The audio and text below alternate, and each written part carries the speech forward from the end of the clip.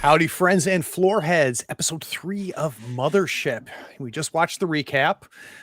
Things are a little nutty, so I think we'll start inside the Alexis. So the camera fades in from black.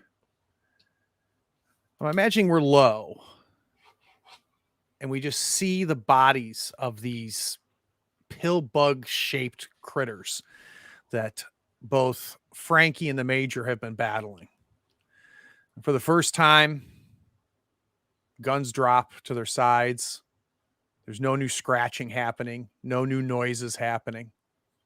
You guys are in the hallway. Behind you is what Watts has told you is the entrance to this ship-to-ship shuttle, and ahead of you is a lot of death.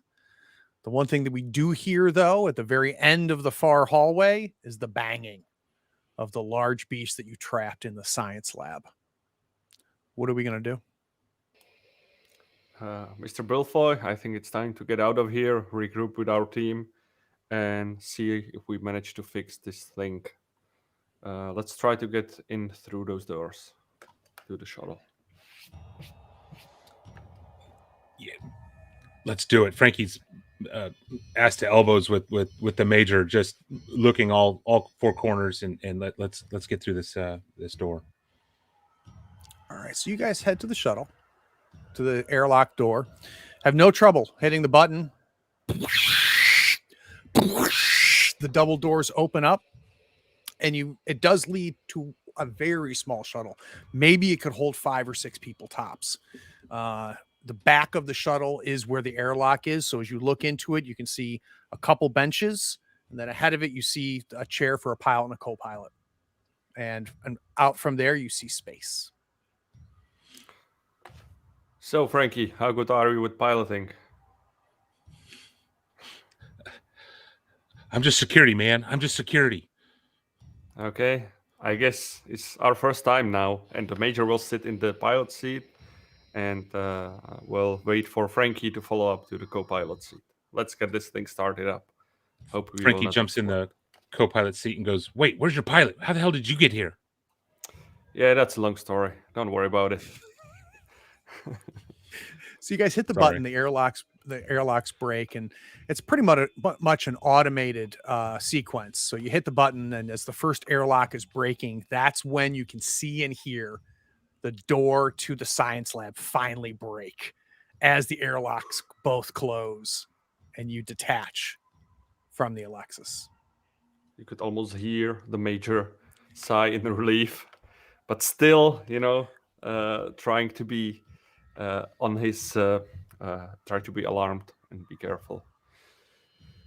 So, see, we don't need a pilot. Let's get home to our ship.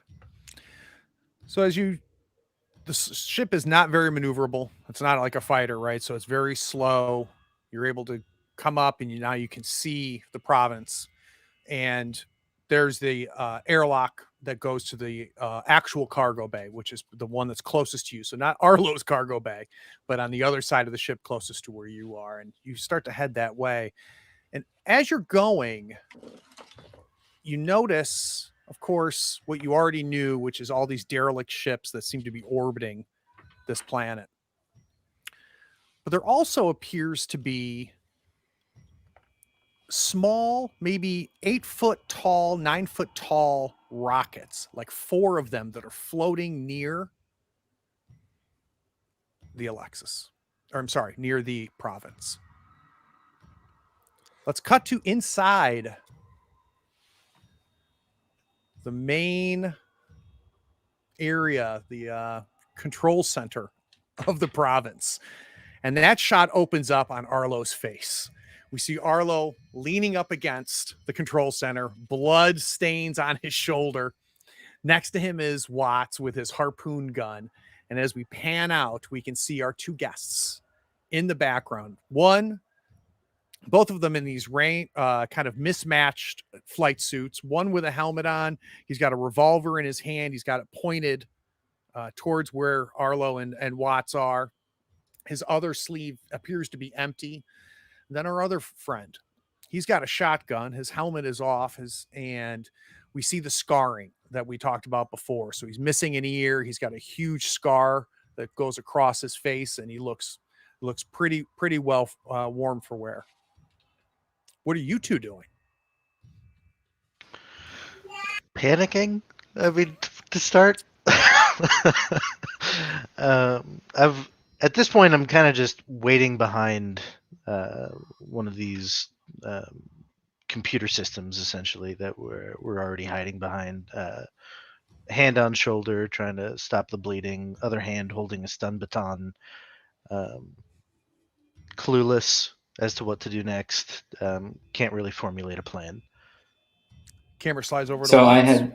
I had activated the fire suppression system in here, so I was waiting for that to start blowing smoke. But I'm also looking around. I'm not sure the construction of this ship or the cockpit, but I'm kind of hoping that there's a floor grate or something that I can pull up, or maybe off the wall or something. Yeah, so ahead of you, there is a floor grade that you can go to, and you know that it goes to maintenance crawl spaces throughout the ship. So that is ahead of you. To get to there from where you are, you're going to be back out in the open again. And as you kind of are looking around and going, that's when you hear the come from the ceiling. So the fire suppression chemicals start to go. Immediately, Arlo, you're smart. You know, you pull your shirt up and you just cover because you do not want to be breathing this stuff in. And you can hear the coughing happening behind you from our two guests. Yeah. So once there's enough visual cover, or they're distracted enough by their coughing, I'm gonna try to pull or direct Arlo to the floor grates and try to get to that. All right, who's going to go first? So you're looking right at Arlo right now, kind of, suggesting. I Okay. might be pulling him along by the shoulder, so I might be going first. All right.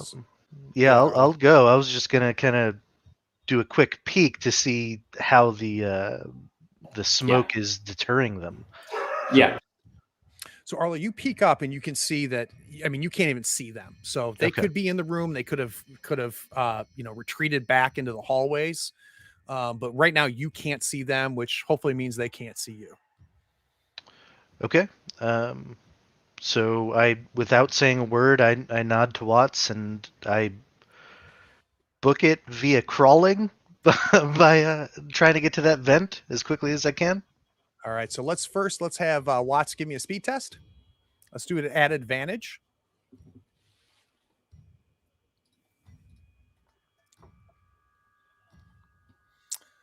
Oh, both of them covered for you. Let's do the same thing, Arlo. Bam.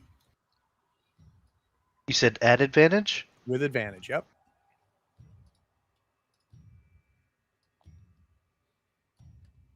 The 0-4. So you two have no trouble crawling. You able to get to this grate. Watch, you pull that grate up, slide it to the side. It only drops down about 4 feet, right? So it's going to be a tight crawl situation. This is going to take you back to Cargo Bay 1, which is where this grate connects. And you know that because you know the schematics of the ship. Both of you drop in. Is that the one with the airlock open? That's the one. That's Cargo Bay 1 is the one that's still a cargo bay. Cargo Bay 2 was the topiary. Oh, perfect. So you guys drop in, close the grate above you, and we just see this tight space as the two of you are just jungle crawling through this absolute and total darkness, going forward, headed towards Cargo Bay 1. We cut back to the shuttle. We see the Major flying, Freddy sitting next to him. For the first time, we have an adrenaline drop from both of you, especially from you, Major. For Frankie, it's total confusion at this point. But for you, Major, this is the first time you don't have some effed up extraterrestrial creature trying to kill you. Did you check all the corners of the pod? There might be an effed up extraterrestrial creature trying to kill you in here. We'll see. We didn't. We needed to get out of there fast. So we're seeing, if I remember, we're seeing 4 rockets just free floating in space next to the cargo bay 1 where we are heading, right? Well, they're not near the cargo bay. You notice they're I don't know, each one of them is maybe 15, 20 feet off of the hull. So just kind of floating near the hull of the Providence itself. And as the ship starts getting closer, there seems to be cables attached to the province, and they're going away from the province towards the planet, but you can't tell what they're connected to because the distance gets far enough that you just don't see the cable anymore. Right now you can see just 2 of them attached to the bottom of the Alexis. Mr. Belfoy, give us a scan of those rockets. Something strange is happening over there for sure. Frankie, when he heard that there might be something else on this ship, he's out of the co-pilot seat. He's looking around, and he'll kind of hustle back real quick and get back in there and start punching numbers and things that may look like a scan of some kind. Yeah, let's do an intellect check. Uh-oh.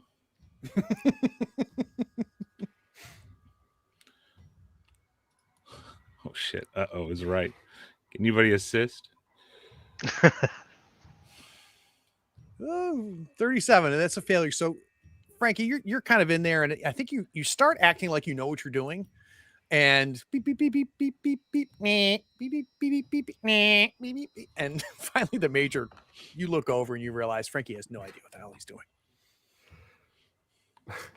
What was your rank, Nick? Again, were you like private or? Oh, that's cute. I was security. You're security. All right. Yeah, not really a Marine. I think we got off on the wrong foot. Sorry. As the character, Frankie will look at you and kind of say, I was just security hired to help close up everybody before cryo. That's it. I don't know. Okay, great. Just maybe sweep the ship if we are alone in here. I will try to get us in the ship and regroup with our friends. And meanwhile, no, I got this, and I'm trying to flick things and. I mean, focus on your task at hand.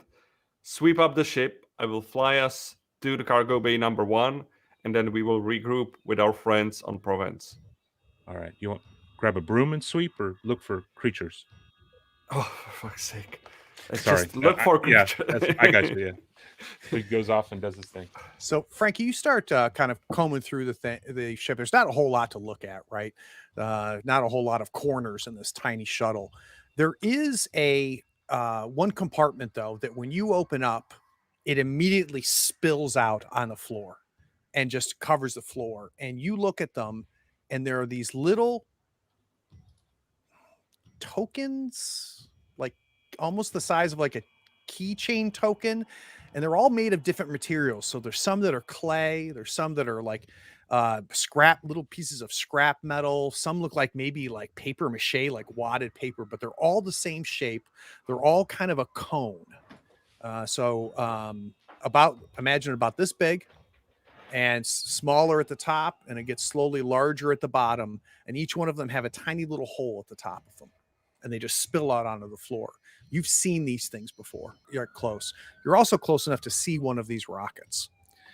And in visual range, you realize that these rockets, or at least the one that you can see close enough, looks just patched together, ramshackled, rocket-shaped thing. You figure Reavers. It's maybe about 5 foot in circumference, or in diameter, I should say, not circumference, about 8 foot tall, and just a patchwork of different metals. And you can see at the bottom of the rocket what is obviously, was used to fuel and launch these rockets.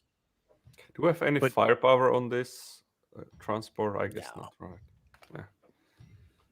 And it's just floating dead in space. This is not looking good. I will hail Mr. Waits and Mr. Watts. Gentlemen, we are returning to the ship. What's the sit rep? Neither of them Not are in good. position to respond. Right. Yeah. So do I hear just static or just no response? Like you just hear no response. So no response from the ship whatsoever. This is not looking good. I will try to get docked in as fast as possible. disregarding the potential danger from the rockets that there might be. So you get docked. No resistance from the province. The province opens up its gates. You open your gates. You're at your cargo bay where you have all the supplies that you had ready to head out for the colony. And keeping in mind that the supplies here were strictly to keep the province and the crew in the province, up and running and alive. All of the supplies for the colonists that are attached to the large cargo thing, that's stored there. Okay. So, Mr. Belfoy, or should I say, Mr. I'm just a security guy. Just get your gun loaded, and we have to make it double time to the control room and see what are the visitors here. Expect moderate resistance, and we will just start running the direction. So, Major, as you finally unbuckle yourself from the shuttle, Frankie's right at the door, about to step onto the province for the first time. You step out and you see the stuff that has scattered all over the floor, right? All of these different materials, all the same shape. And you immediately recognize that shape as well. And you reach into your pocket and pull out that little metal statue that you found back in the captain's quarters. It's the exact same shape. All of these things are the exact same size and exact same shape. And they're just all made with just different materials. Can I get an intelligence check from you? Yes. That's about all you can see. I might take one or two, like just different materials. Maybe it will be something, but I don't stop there. I have different priorities. I put them back in my pockets and run to the control room or try to get there. You step into the cargo bay and you hear a clang noise as one of the floorboard vents pops on the vent, and you see it sliding off. Both you and Frankie immediately, guns up, aimed, as Watts' head pops out. Oh, Mr. Watts, you gave me a scare. Where is Mr. Waite? I apologize, Major. Right behind him. Frankie almost pulls his trigger and goes, "Wait, who am I aiming at?" These are friends. Don't worry about those. These are my friends. Here you can see Mr. Watts, and Mr. Waits' voice was right behind him, I presume. So, gentlemen, what's the situation? I think we need to get back, get rid of those attackers. Get back to the control. There are two intruders currently. Last we encountered them. They were on the bridge. They had breached the front door, and we escaped via the floor panel. Okay. Did you manage to dispatch at least one of them, or are we or get a hit or two? Do we know what we are facing? Okay. From audio and video recordings, it seemed that one of them had a pistol and one had a shotgun. Right. Okay. So also, Mr. Waits is injured. At this point, Mr. I'm Waits still is in the injured? fence, right? So No, we Yeah, can have you pop out. Rising out. okay. Yeah. So as Watts says that, I'm popping out, and you can see the blood coming off my wound. And we're popping out of the cargo bay where my plants used to be. No. Correct? no, No? the other one. This is the actual cargo bay that you did not convert. Okay. So So this still has a good terminal of communications because they smashed the other one. Okay. Correct. Okay, Mr. Waits, you need to pull yourself together. This situation is we're not over this, and I will throw one stim pack on Mr. Waits. Just use this, stabilize the wound, and we will get you patched together later. All right, mechanically, what does the stim pack do? I'm trying to remember. It's 2d10 HP and increases strength and combat by 2d10 for 1d10 hours. So first, 2d10 HP. All right, so I'll let you roll that, Arlo. So just you can just manually put in 2d10 and tell it to roll. Alrighty.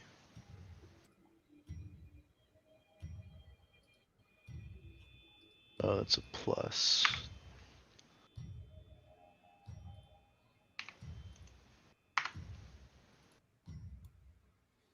All right, so go ahead and restore 5.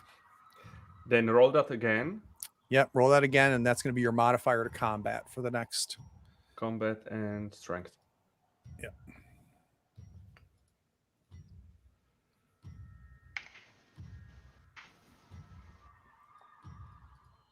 All right, so on your character sheet, under modifier, under combat and strength, put 13.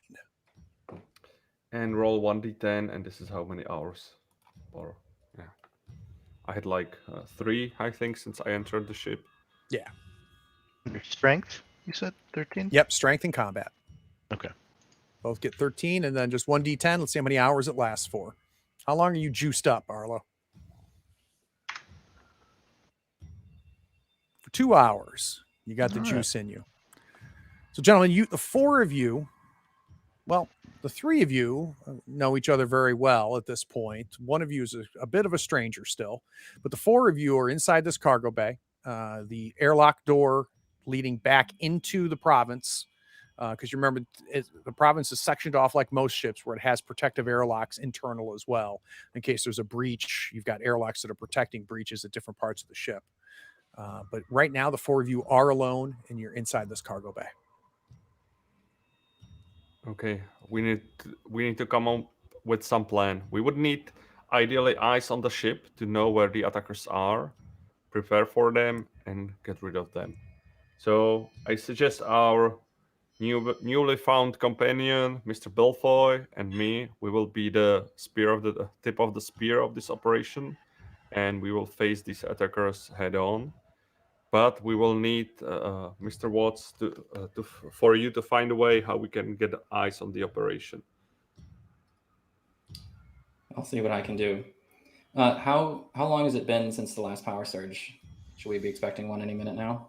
We're probably, yeah. If we're going to get another one, we would likely get it here in the next 5-10 minutes, as best as you can guess. Assuming the timing stays consistent to what we saw before. I would expect another power surge in the next 5 to 10 minutes, assuming that the source has not been destroyed. So that will affect the plan moving forward. But I agree. First things first, we should deal with the attackers. On your way here, and I'm looking at the Major and Mr. Security, did you see their ship? We have no idea where these guys came from. Did you see your ship out there?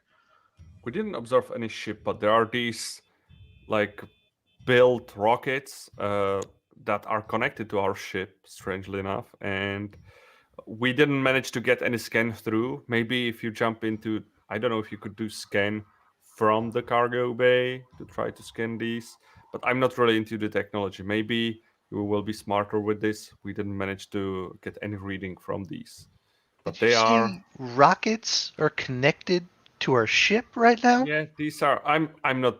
I'm here for the safety of the passengers here. I have no idea what these things are, but they were not there before when we were leaving to the other ship, and when we were returning to Provence, we saw them there, and it doesn't sound good for sure. I'm gonna check. Is there a terminal in here? Yep. All right, I'm gonna go with the terminal and see if I can pull up any video feeds of the internals of the ship. By the way, sorry, but just before, is Arlo more curious or scared? What should I? Well, yeah, you should probably interpret it as pure fear. I hear rockets attached to the ship. Okay. Things are just escalating at a pace that he cannot comprehend.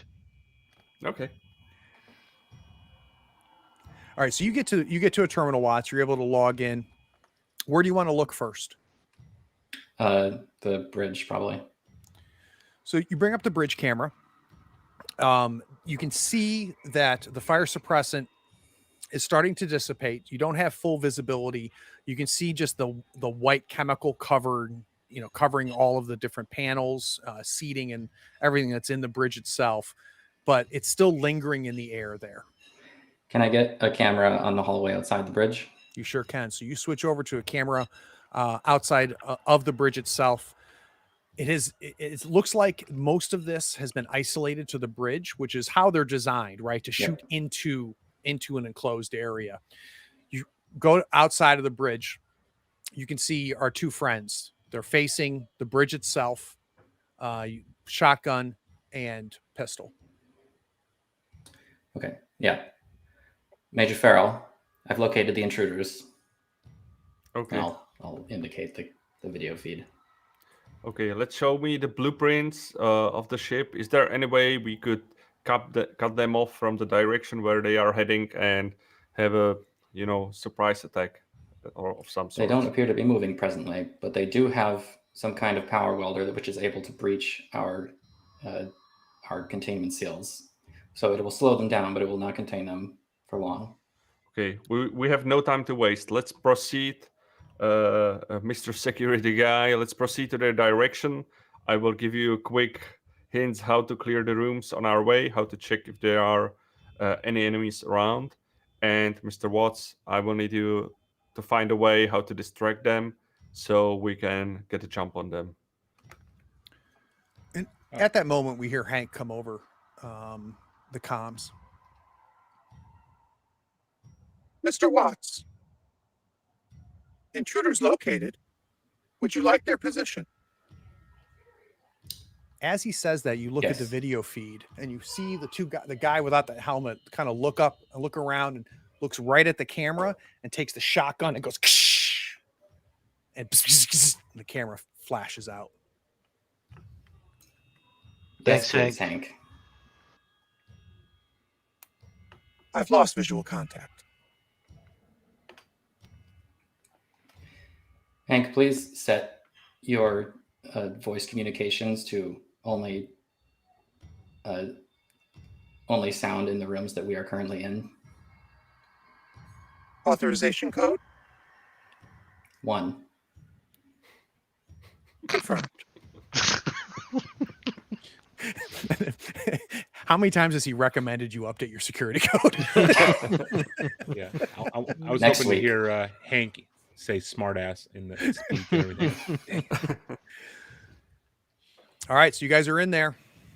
You're together again.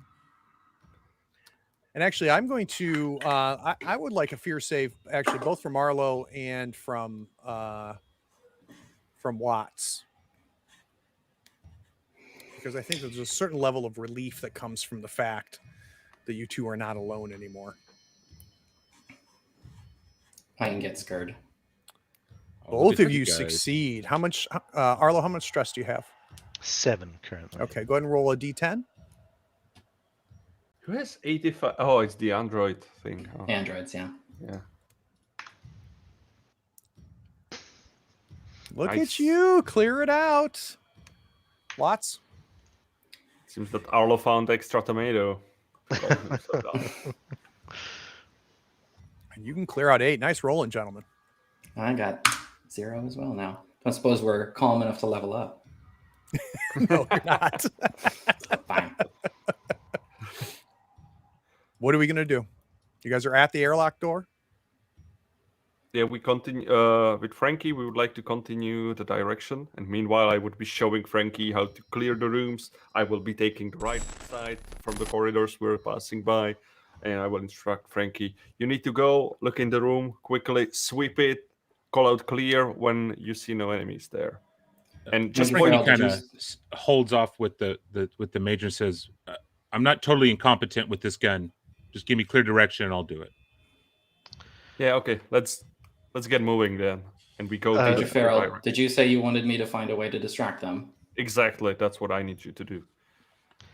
Once Frankie says gun, Arlo realizes finally that the nail gun is no longer on his person.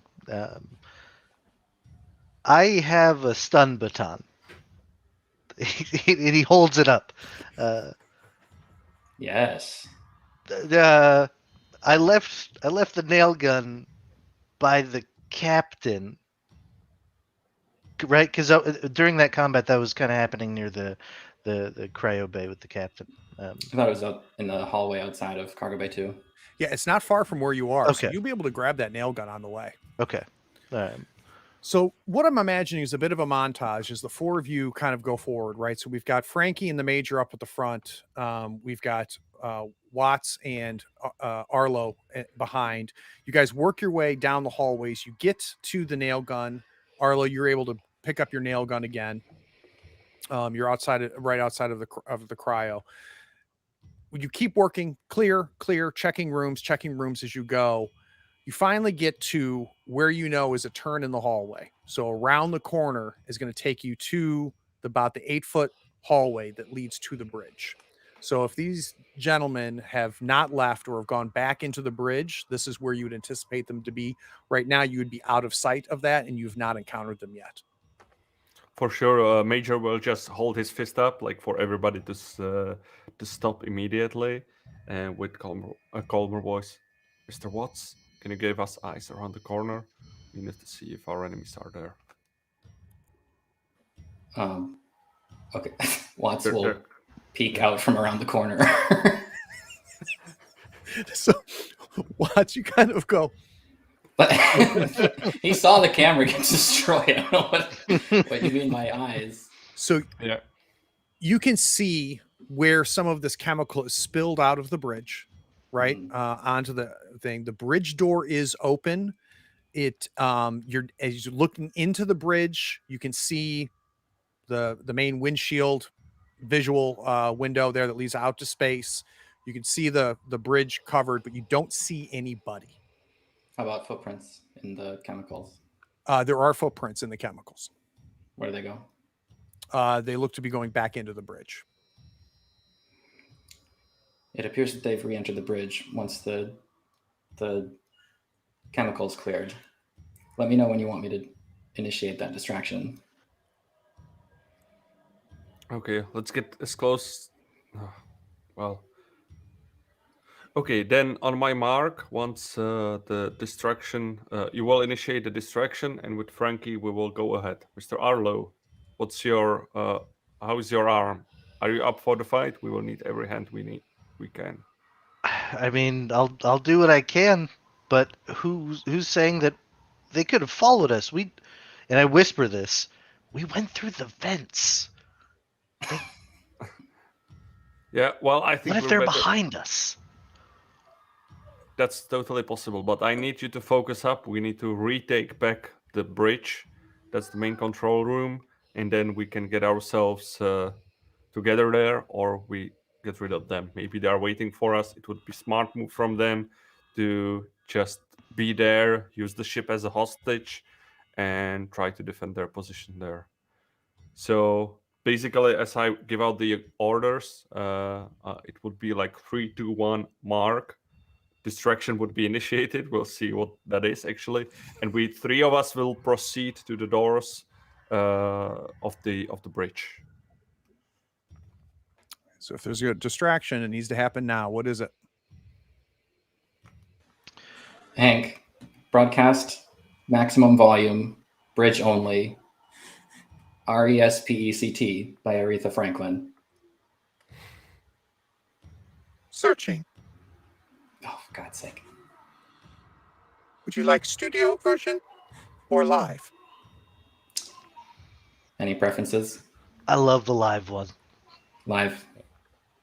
Initiating. The 2 Chainz remix. From where you are, you can hear the Detroit sound starting to blast from the bridge.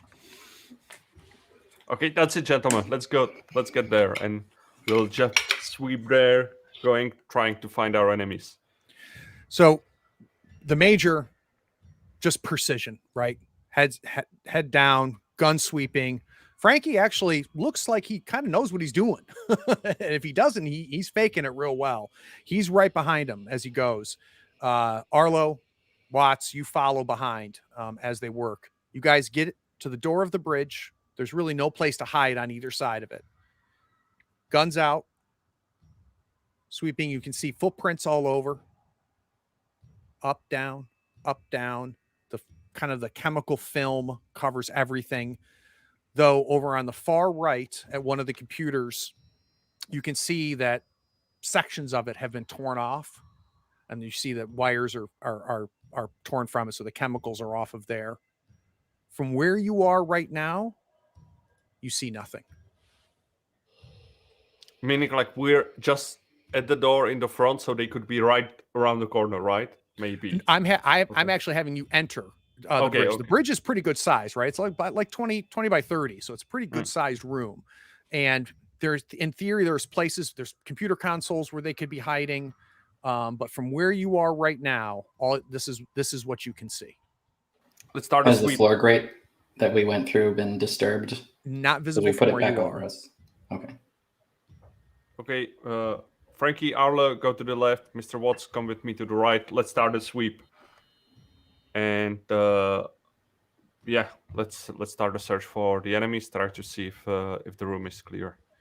So you guys start your sweep, and Watts, as you walk in, the first thing, especially after what Arlo just said, you do is you walk over to the grate. You see the footprints all around the grate. You see the grate is not closed.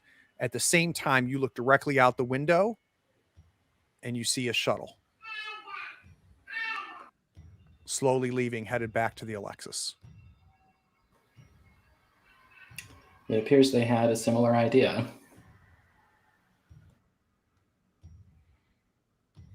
We So scared what- him. Hank, can we scan for a number of life forms aboard that shuttle?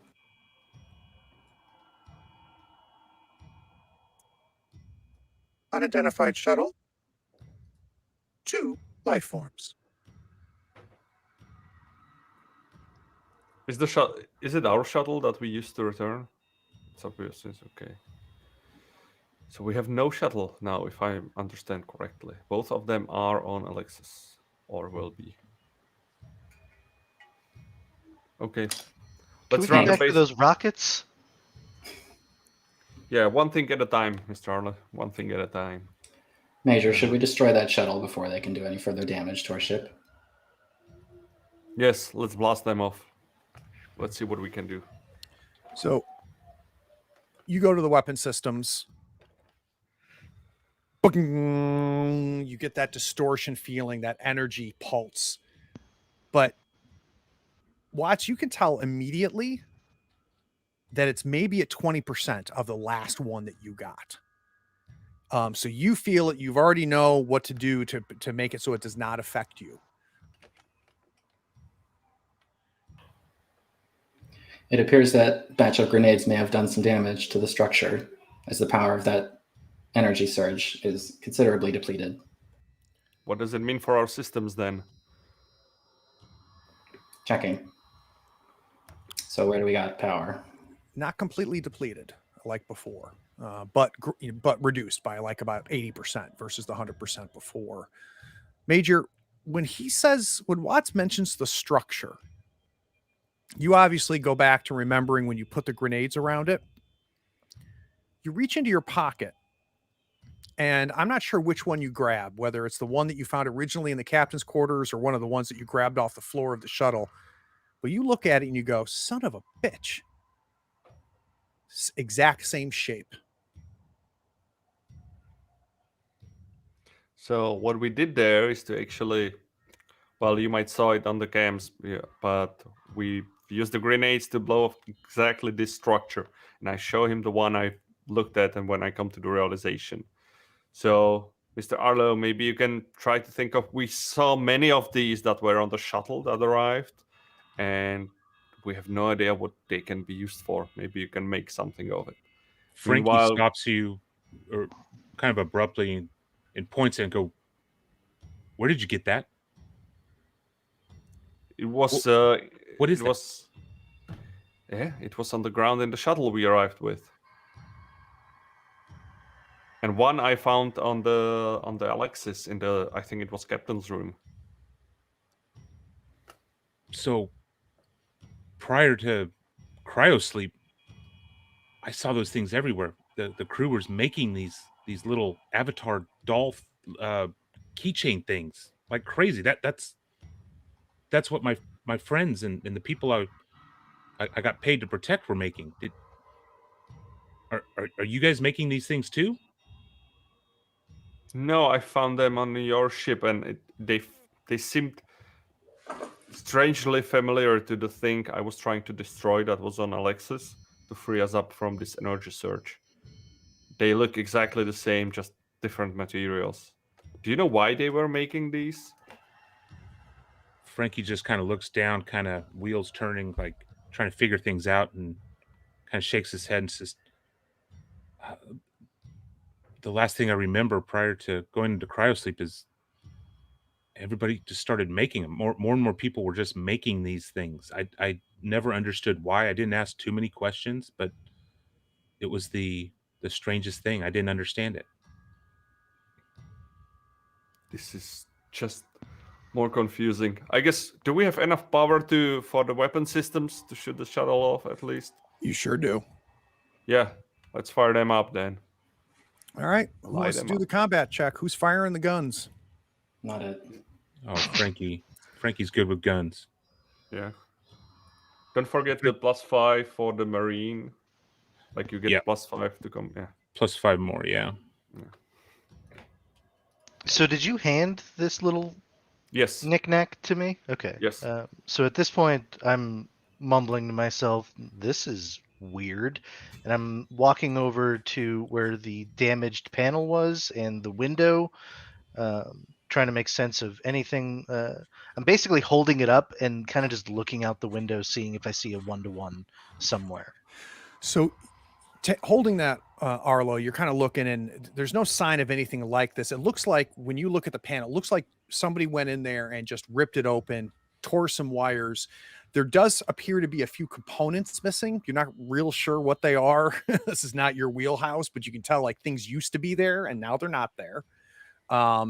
You kind of hold it up because you can see one of these rockets now that the Major mentioned, and the rockets aren't shaped like this. This is almost shaped like a hive, like a cone hive shape, and whereas the rocket is just this, this tube. So no significance there.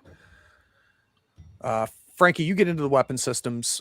This is similar, a make and model of weapon systems that you've seen before. Let's do a combat check.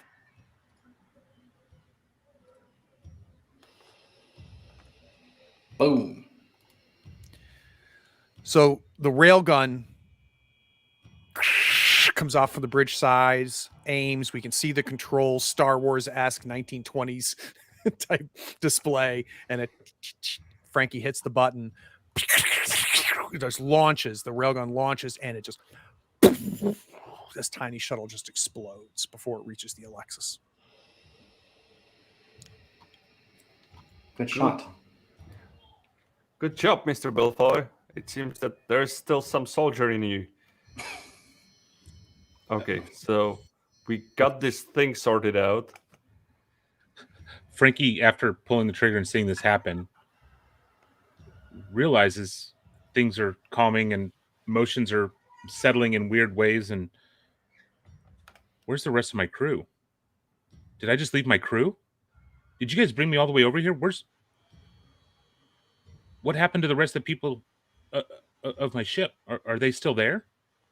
We didn't encounter anyone else living still on Alexis. Scans indicated there were no life forms, but that also didn't include you. So it's possible in cryosleep they're not appearing on our scans and that they're safe in their pods. So Frankie's deep reflection, kind of looking down, wheels turning, and just kind of gets quiet. I need a speed check from each of you. No reason. God damn it. Do I get something for the... I rolled 69, whatever. No bonus can help that. Nice. All right, so it looks like Arlo makes it. Everybody else fails. Yeah, I should have like +10 for military training or 15 for tactics. But that Neither of doesn't which would have help. helped you because you rolled a Yeah, yeah. 69, Major.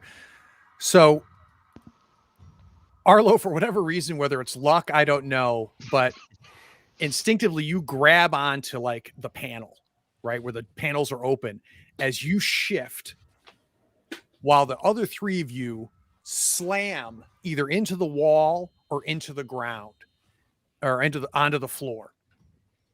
And it takes a second for all of you to like, what the hell's going on? You realize that the ship is moving. And it was a huge jerk. Like someone just like two hands grabbed the ship and just went, And looking out, you can now see that you're moving. Are we moving Where? in the direction of those rockets that attached? You're moving in the direction of the moon. Huh. Are the rockets The rockets are loose. responsible They're or just related? floating. Okay, yeah. Oh, okay.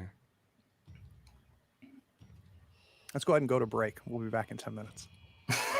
While we figure out what the hell we're doing. Yeah.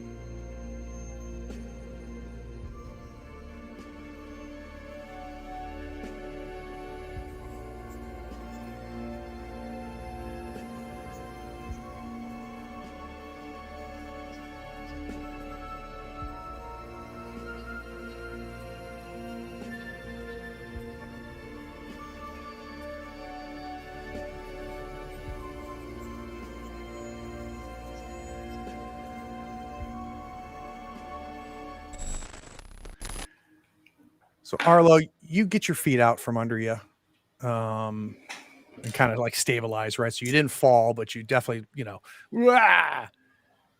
The Major, Watts, and Frankie are all on the floor. Do we get some damage, or we just fall to the ground and we're No just... damage. You do get like a badge or something for being the first player that's asked me if they could be damaged, though. I'll give you credit for that. I wasn't going to say anything.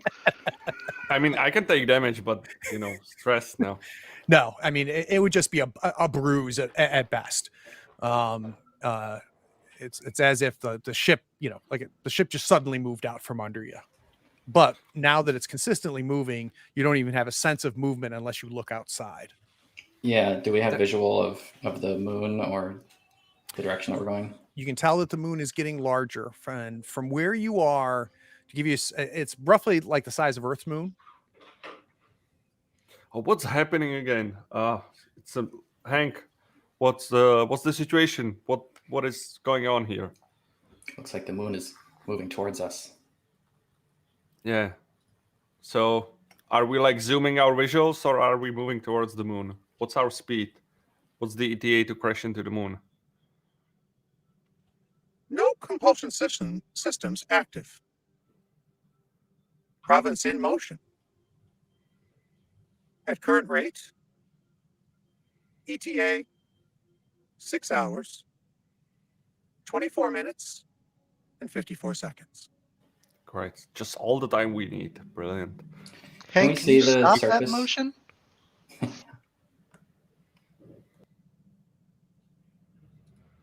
Unable to locate. Reason for motion. Can you counteract it with the ship's propulsion systems? Attempting. I will report back. Can we see the surface of the moon, or is there an atmosphere, clouds, or anything? You can see the surface of the moon, and you're probably close enough now to maybe do a preliminary scan of the moon. But probably in the next 2-3 hours, you'd get a far more informed scan. I don't know if it would just be able to give you maybe roughly composites, or I'm not real sure what the scan would be able to tell now. But if you're not close enough to be able to tell if there's something on the moon or whether. I'm going to start scans anyway. Okay.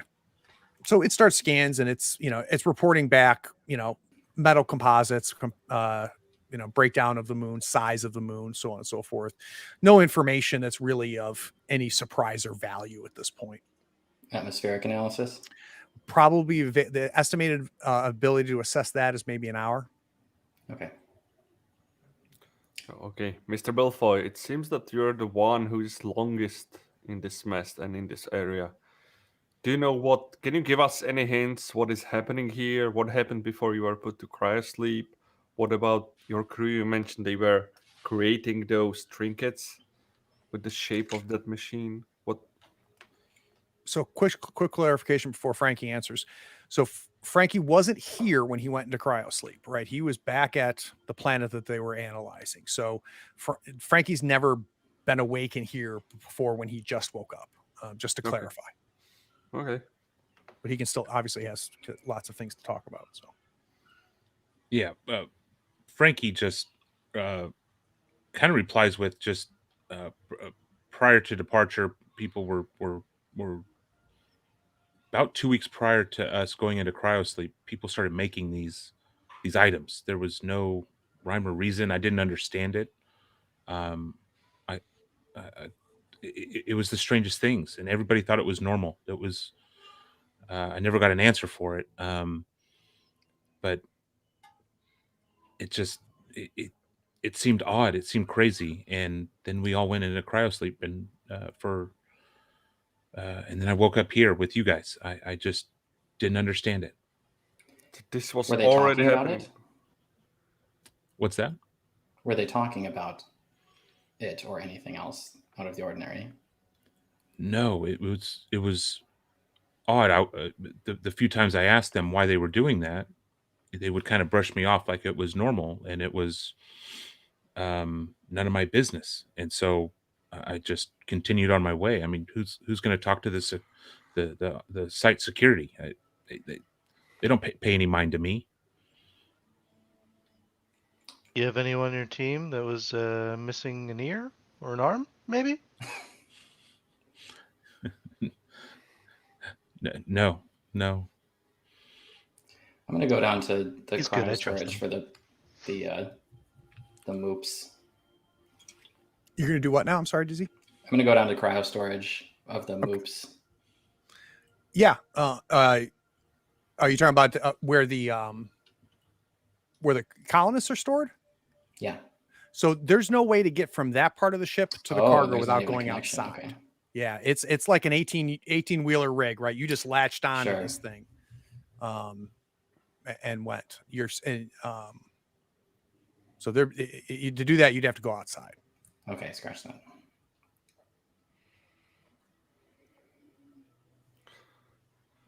So we have roughly 6 hours to get to the moon. What's the energy that we didn't deplete everything, but do we have some ETA on the life supports, on the supports of the people that are in the cryo sleep, and all this if we run a minimum power? I guess that's a question to Hank. Yeah, and so walk me through it. So you want to assess what now? So you mentioned the pulse left us on roughly 20% energy Yep. instead of 0. So what's the ETA for our life support to go out if we are kept in this 20% and presume that it doesn't go to 0? Yeah, you probably got at least 10 hours of life support. And that's assuming that the pulse does not get stronger again, right? It stays at its current thing. So you went from about 4 hours before to now you were able to recharge enough and not get depleted enough that it extended that to over twice. So yeah, you've got about 10 hours without having to shut down any more of the cryos. Would the railgun of this ship penetrate the other, let's say, approximately the area I know the strange thing was when I nuked it with the grenades? My idea would be to try to shoot through with our guns on the ship to destroy it even more, maybe. So you have no visual to the Alexis at this point, but going into the computer systems, you're able to get, radar and things like that. It appears the Alexis is also moving towards the moon. And from where you are, you're on the it'd be on the other side of the Alexis. So there's no way for you to fire on that side of the Alexis relative to where you are. When I see that the Alexis is pulled to the moon, can I do a larger scan to see if the other ships, because I presume it's not just 2 ships there, but you mentioned that there is a whole bunch of them. So the other ships are too far away for you to be able to get any sense of that from the scan, but visually you're not seeing. So they're standing still and you're moving, right? So it doesn't appear that any other ships are being dragged within your visual range. Now, as best as you can tell, there's like a Saturn ring worth of just derelict ships that are around the planet as part of the same orbit as the moon, right? So they're not orbiting the moon, they're orbiting the planet. Mm-hmm. But you're being pulled to the moon. One of the informations that it did come up on the scan of the moon is it noted that it's tide locked, which means that the same face of the moon faces the planet the entire time. So the rotation of the moon matches the rotation of around the planet. So it's a tide locked planet. So there's like no day and night cycle, basically. Correct. Because of that. Which side are we gonna crash into? You're going to be coming in as partially into the dark side itself. Now, where the planet is orbiting the and you can't tell if it's a star or a gas giant, it's way too far off.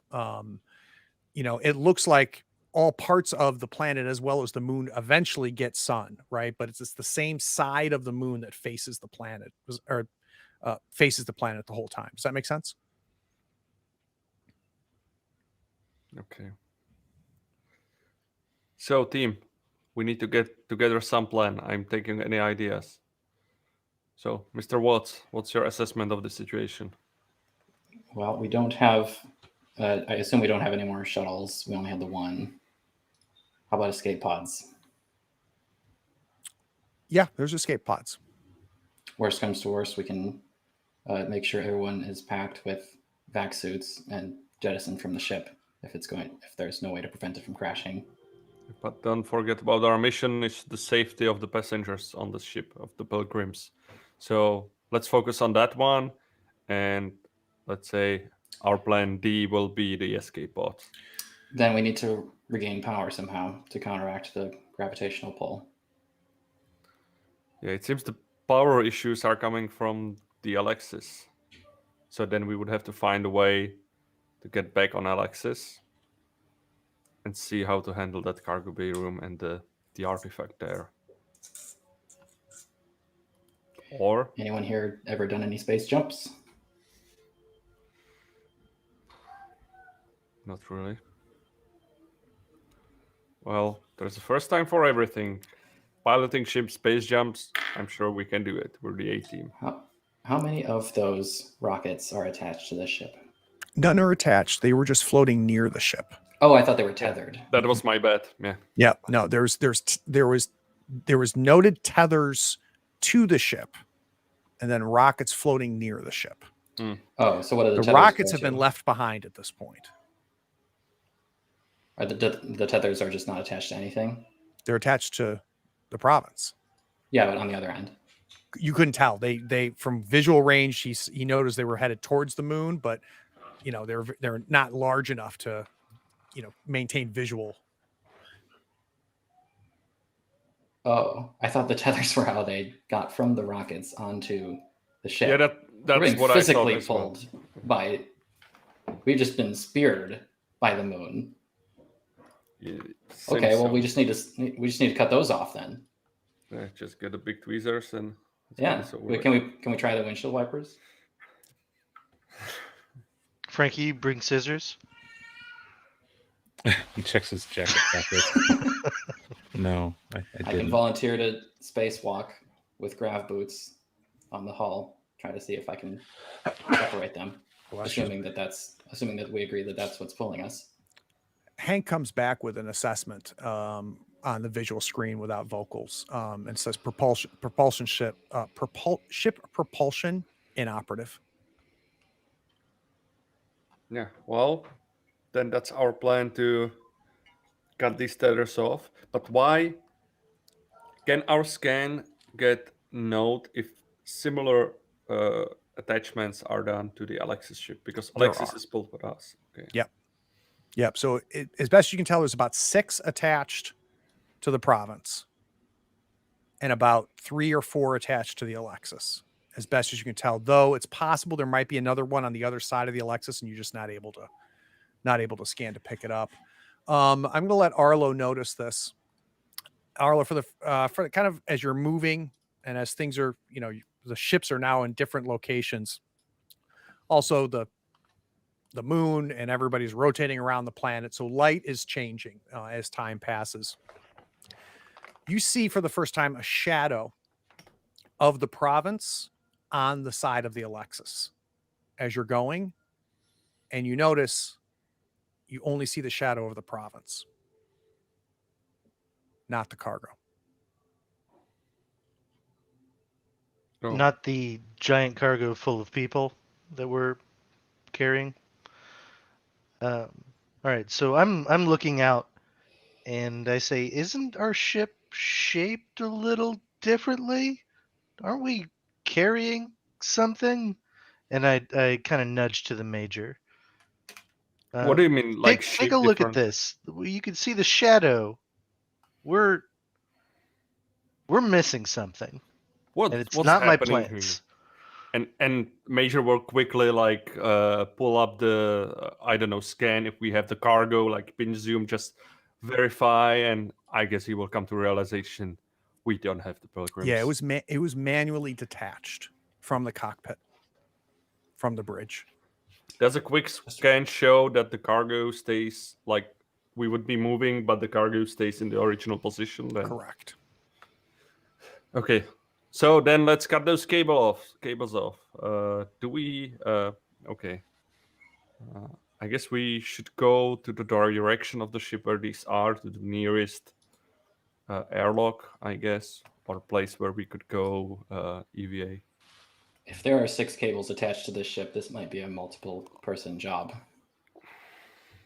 I'm the man with the gun, but not sure if I'm not skilled enough for the mission, for the spacewalk, to be honest. The grav boots do most of the work. First time for Besides everything. Arlo. I'm down. From a skill standpoint, does anybody have any type of vac suit or 0G or anything? I did not take 0G. Nada. I have mathematics, so I can calculate. Yeah, Arlo has a Every vac suit. breather that's underwater. You have a vac suit, but you don't have a skill associated with it, right? A 0G skill or anything like that, No. Arlo? Okay. No. Yeah, and there's suits on the ship, right, on the province, so you have no trouble, the 4 of you, getting into that, and the same thing with mag boots and everything. So suiting up is fine, and at some point, someone obviously checks the cryos, and they've all reset again. So the one cycle that you had on the captain has reset and started over again. The other ones are still nobody's even kicked off thaw on the other 12 or so people. Yeah, I mean, why bother? Okay, let's get into the boots and the vac suit. Do we have any tools that we can use and experiment to cutting off those tethers? I don't have anything. I can try to shoot it off, but I guess in vacuum the SMG is not useful. Arlo holds up his scalpel. So I mean, there are laser. there's laser Yeah. cutters on the ship. Yeah. Those are probably your best bet. Yeah, okay, then let's take those. Or I will for sure. I have some Some electronic bolt tools, cutters. So do we do a montage of all 4 of you Yeah. getting suited up?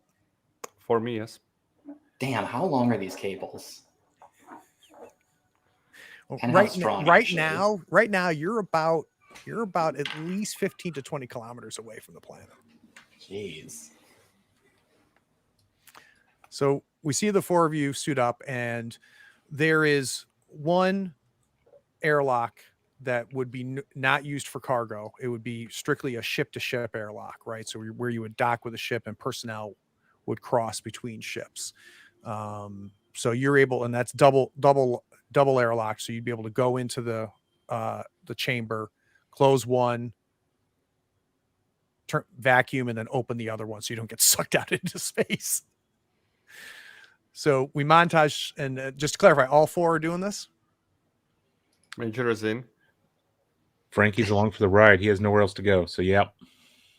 Yeah, Arlo's always down for this sort of nonsense. Should I stay behind just so somebody is at the controls? I'm happy to go, but having someone monitoring the situation might be a good idea. It's not like we have any more pirates here. Okay, Mr. Watts, Yeah. you've done a good job so far on monitoring the situation. That's a good idea to have some backup here.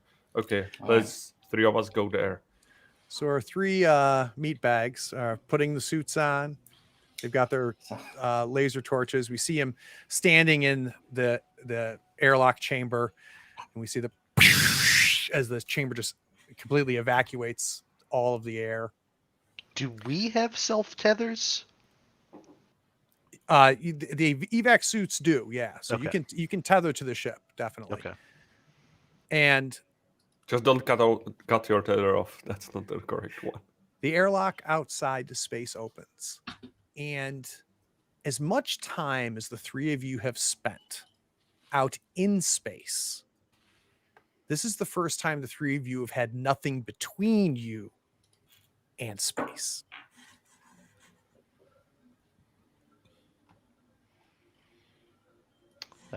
Arlo is wide-eyed and frozen in awe at it all. He's Arlo, soaking it you're- all in. I'm monitoring your vital signs, Arlo. Your heart has considerably, the rate has increased. Yeah, are You're you all right. seeing this? Major We is are trying to close to that moon. me Major get is trying to focus and pull his things together. He tries to be, tries to not show that he's maybe a little bit scared even for hardened military person. And it's the first time he's in space. Anything can happen. He doesn't have his gun. He doesn't have his training to put his faith in, and he just tries to methodically put one second try to walk with the mag boots and try to make himself familiar with the situation. So before any of you actually step out, you have that moment of realization. Let's get a fear save from all three of you. You bastard. Did you say bastard? Maybe. Okay. One of you should have Alright. taken computers. All right. So let's do Major, give me a 1d3 stress. You have to type it in manually. Just 1d3 or something like roll 1d3. Just /R 1d3 with a space between the R and the 1. All right, so 2 stress for you. And then Frank, same thing, a 1d3 stress roll. All right, you got 3. Mr. Arlo, we critically failed. So each of you both of you add 1 stress because all 3 of you add a stress because all 3 of you failed. So whenever you fail a save in Mothership, you gain a stress. Even for the stress roll, so you get 1 for fail and d3 for the correct for the result. Okay. We are going to have a That panicking sucks. Arlo though. Arlo, what is your Christ. current stress? Now 1. None. Okay. I Oh, wiped yeah. clean. So I need a, let's see, is it a, what resolve you have table? So what is the panic roll? It is 2d10. So do 1d, it's easier if you type it in probably. Do /R 1d10 plus 1d10. Then plus 1 because of your stress.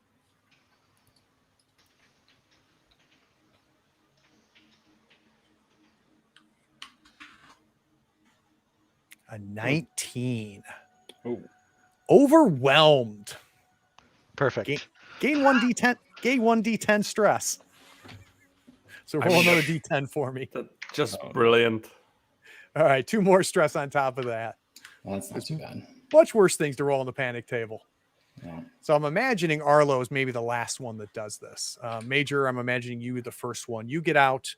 There's areas all around the province. They're rails, and they're there purposefully for spacewalks where you can take your mag clips, clip them, stay on it, and then there's a protocol that you all know and may have practiced, not in space, of staying connected at all times to the ship. So the tether that's attached to you splits to 2 mag clips where you're able to run the mag clip up, unclip one, clip it to the next rail, and just periodically. You go out, no sense of up or down at this point. Mag, boots, onto the side of the ship, and you step out attached.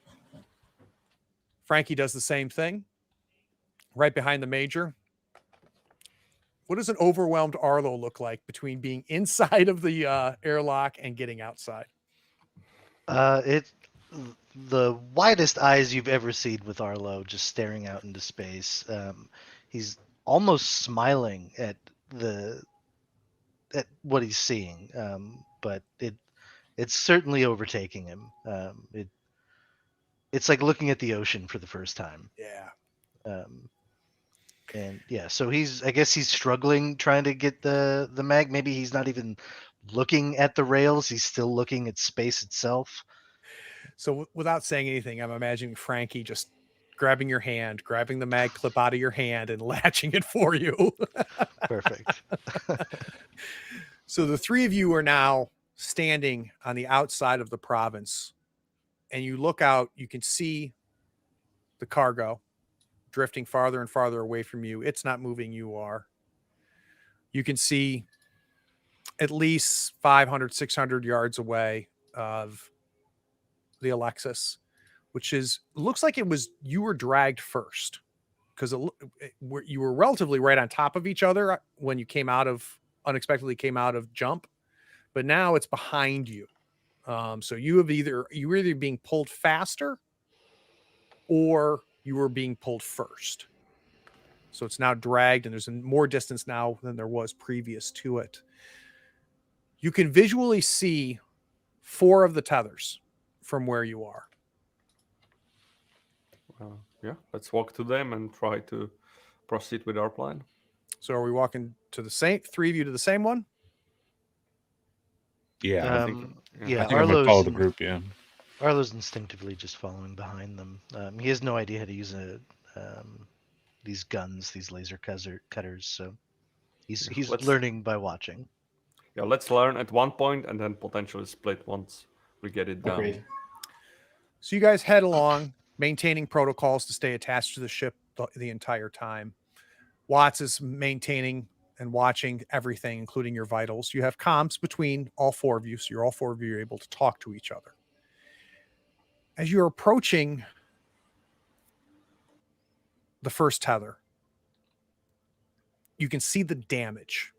So it's obvious that this was launched and hooked in, right? So you can see where it's not attached to it, it's inside the ship.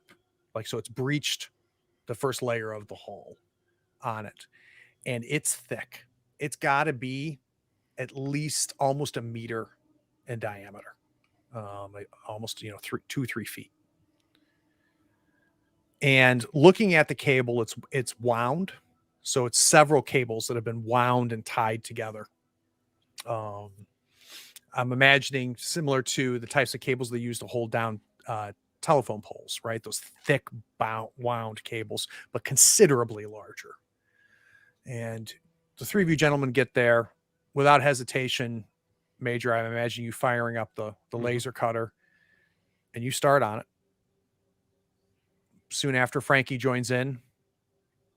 At some point, Arlo goes, "Oh, okay, that's what we're doing." And you guys start working it.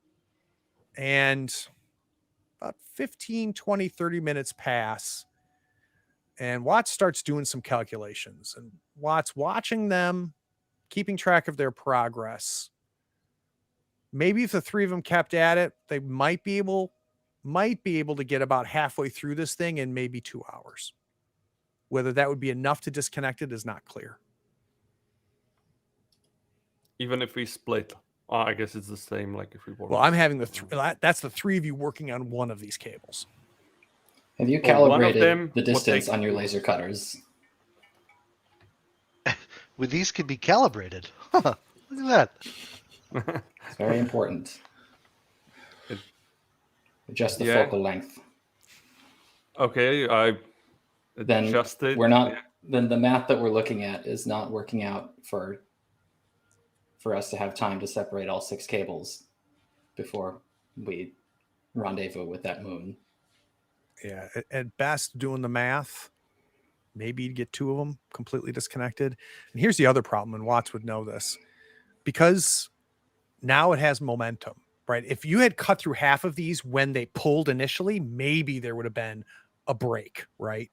But now, without air, without resistance, like even if you were to disconnect all 6 of these cables, it wouldn't stop the ship from moving towards the moon. We would need to recover our propulsion. You would. And what sucks is even if you cut one of these cables to 2/3, it's still going to pull you. I suggest you re-enter the ship and we reevaluate our options. So this was for nothing?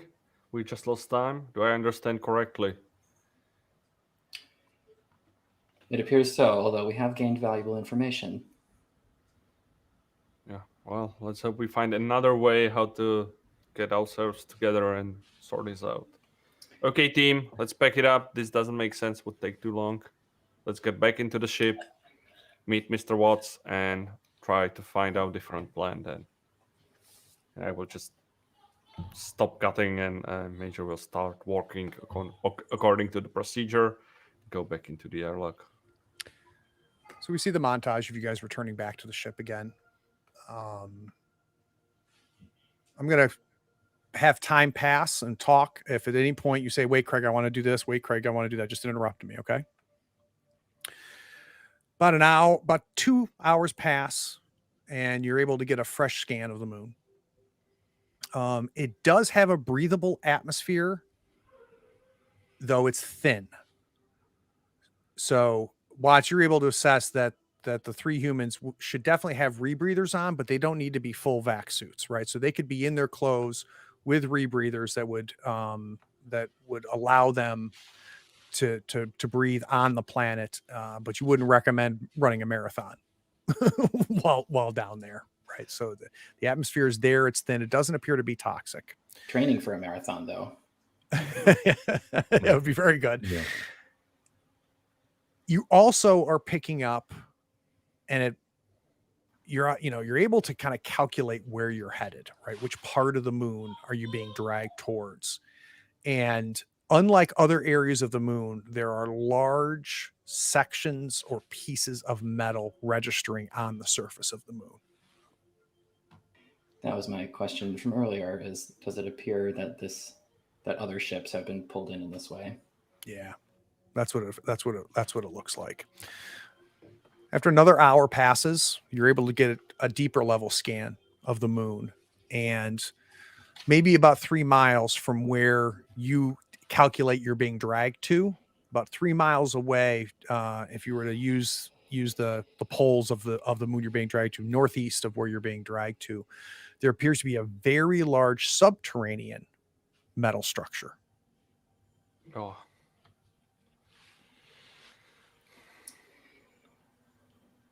Can we see the status of the of the previous ships that have been pulled in? Like what kind of shape they're in? Yeah, or as time passes. Now let's have you maybe an hour out from reaching the moon. A couple things you notice is, one, you're being slowed. So it appears that not only are these cables able to pull, but they're able to push. So you can feel your descent slowing. You can tell that some of this metal are in different stages, right? So you can tell that, some of them have been completely broken apart. Other ones, you can tell they were a ship at some point. So it doesn't take an android to figure out that it looks like this is some sort of salvage situation that's happening. So they have a vested interest in not destroying our ship on entry. So it looks like they're going to take care of our soft landing for us. yeah, that's exactly what we needed. Great. So Major will pull out one of the statues or the trinkets, try to see if they change in any way or if they are completely inert. Completely inert. Okay. During all this time when this is happening, is there any chance for I know Major Farrell was needing to rest in some manner. Is there any kind of time to relieve some stress while we're just getting pulled towards this planet? Not only that, but those of you that have enough XP, you can level up. So each of you should have at a minimum 20 XP for the 2 sessions, because you get 10 XP for surviving a session, right? Oh, actually, except for Frankie. Frankie only has 10. That is enough to level up, though. And maybe +1 for 1 kill or something. And then I know both Frankie killed something once, and I think did the Major, you killed something on both episodes, right? Yeah. So that should give that gives you an extra 2. So I've marked down 22 total. Yep. I'm going to give the android one for just contacting this large structure, alien craziness. And then remind me the scientist tricker. Analyzing or bringing alien artifacts onto the ship. So I was going to say, thing. Looking at the. Yep. So I think that would be 21 for Arlo, 21 for Watts. That should be 22 XP for the Major, and then 11 for Frankie. So let me quickly jump to the XP, because this is the first time I've had anybody level up since I've run Mothership. Usually everybody's dead by now. Yeah. You can increase stats or saves. All right, so it looks like you would each be able to spend 10 to get to level 1. So let's move everybody up to level 1 and lower your XP by 10. All right, so first you get to pick a major improvement. This is either A or B. Each of you get to choose. You can improve one stat by 5 and another by 3, or you can improve saves by 4 each. Oh, saves, definitely. Yeah, saves easily. Or no, you get Yeah. both of these. No, you pick one. You only No, pick it's one. pick I'm one. sorry. It's an or. So, So- Arlo, which one are you doing? Are you improving stat or saves? Saves. Okay, so each of your saves go up by 4. How You about for pick you, 2. isn't Boslov? it? Yeah. So will I. So, all right. You pick 2 saves that go by 4. Yeah, two of your saves by 4 each. Mm. Not all of them. Yep, you get to decide which 2. Frankie, Yeah, I'm doing the saves. which 2 saves? Fear and armor. Nice. Yeah, and I'm doing sanity and fear. Nice. I'm doing sanity and fear as well. Yep. And how about Watts? Sanity and armor. Nice. Okay, then you get to also pick one minor improvement. So this is going to be one of 3. You can gain 1 resolve, which improves, allows you to basically go lower on the panic table. Or you can remove 1 phobia or addiction, which doesn't apply to anybody. Or you can heal all stress. I know what I'm doing. Yeah, I'm gonna go up 1 resolve because I only have 3 stress. Frankie? Same. Trying to remember where does the resolve come into effect again? Resolve comes in when you're on the panic table. It reduces what you roll on the panic table. Oh yeah, I'm going up resolve then. Okay. And then DZ Watts is doing the resolve as well. Yep. All right. So current status. Can I get stress from everybody? So Arlo, you're at 3 3. stress, you said? Yeah. And 3. then the major's at 0. Watts at 0. 0. Frankie? 10. Okay. Actually, I leveled up. That should be at 0, right? Well, that's your choice here. So if you Oh, want that's to, just on this. resolve. Never mind. Yeah. do you want, but you, instead of taking that 1 resolve, you can clear your stress out. I mean, stress is fine. I didn't do anything bad to your last character, so I'm going to clear my stress out. Okay. So you're at resolve 0. All right. Last but not least, you gain 2 skill points. So if you already have a skill, to get to it, you can get a skill at the trained level for 1 point. You can take something that you have trained already. You can make it an expert for 2. And you have 2 skill points. So basically, you can pick up 2 new skills or take one of your trained skills you have and move it to expert. So it would be the same skill, but it would be on plus 15, for example. Exactly. I don't think it says anything about reducing your XP. I think it's just a running total. I'm doing that as what's spent, right? So that's how I'm going to track what you've spent. Oh, okay. Sure. Arlo will go from trained in hydroponics to expert. Oh, I didn't know that you can improve a level of a skill. I thought that like there were a set of skills that are considered trains and there's a set that's considered expert. No, each one has different levels. Oh, so you replace the lower level one with the higher one. Correct. Gotcha. Interesting. All right. Do I take us to the end of this journey yet? Have everybody's got all their stuff caught up? I think so. I will think of the skills later. Maybe that doesn't make sense now. Sure. Just offline, I will. Sure. And if we're in a situation where you think that the skill would have mattered, then we can quickly look it up and get it to you as a trained skill. Okay. So anyhow, I can imagine just the major. He accepted the situation that this will need to be resolved on the moon. So he goes back to his quarters and just right under the manual for moonshining with fuel and gun oil, there's this suspicious bottle, and he pours one shot and just enjoys it while waiting for the landing. How does Arlo spend his 6 hours? He goes to the cargo bay where his plants were, and he just kind of hangs out there alone. Maybe looking for dirt scraps, seeing if he could take his tomato seeds that were in his pocket and salvage them. But he's probably falling short. in Yeah. all that. How about Frankie? This ain't your ship. It's not my ship. Yeah, I fish out of water. I kind of find my corner of the room and just sit there and contemplate what the hell's going on, what happened to all my friends, my people I served, and just going through that. that mental thought process. For the 3 humans, my recommendation is also to catch maybe 2-3 hours of sleep. Yeah. Because not sleeping is bad in this game. And- How about and I Watts? will- How does Watts spend his 6 hours? I'm going to stand perfectly motionless on the bridge. So I will you're, clear up the bonus from the stim packs, I guess, that applies yeah, to everyone. yeah, get rid of the modifiers on the stim packs. And I'm keeping the +5 for the Marine next to me. Correct.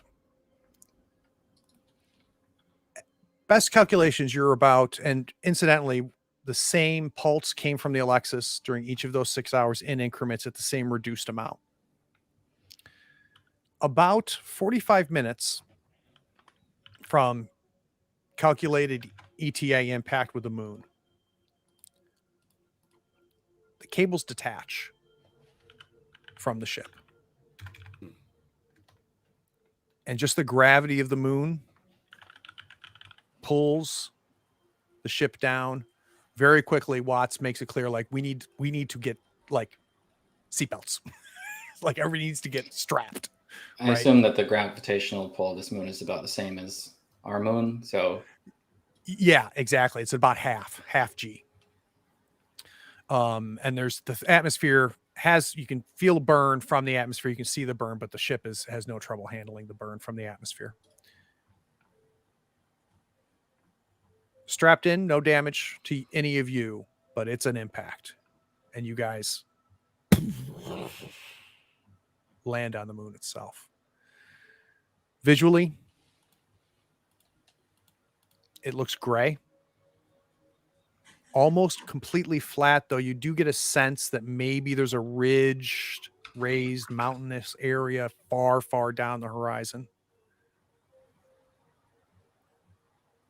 And it's a scrapyard. Like you can just see in different sections and in different pieces, just all over, just broken up metal. Some of it's recognizable of it being some sort of ship at some point. Others are just unrecognizable, but you know that's what they are.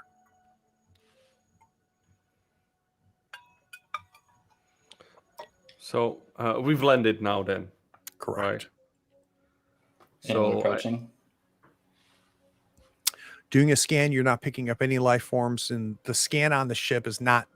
This ship is not supposed to be on the ground, right?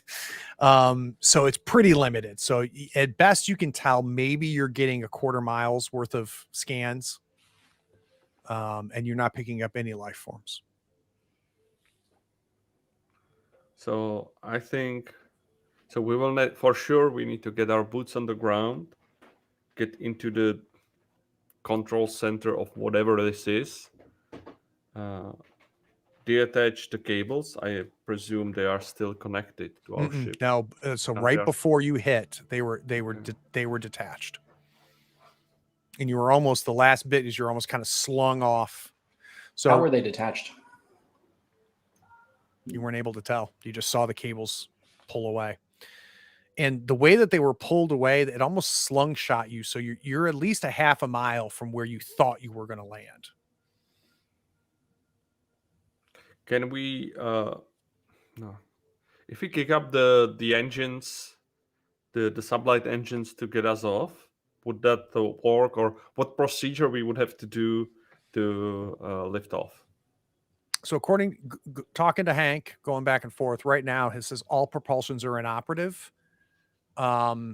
Maybe with some time and effort, things could be rejiggered, but this ship is not built to like take off from a planet, right?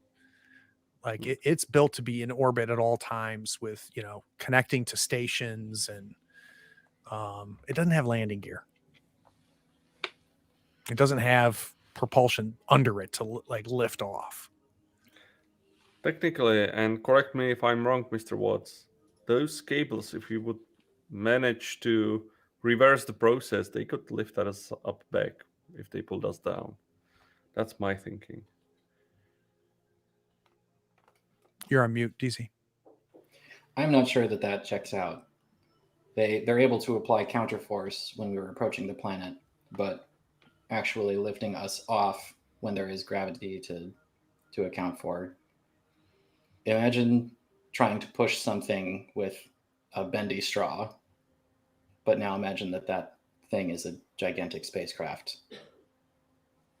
And if we combine it with our propulsion systems, Maybe if we could turn the ship on its ass.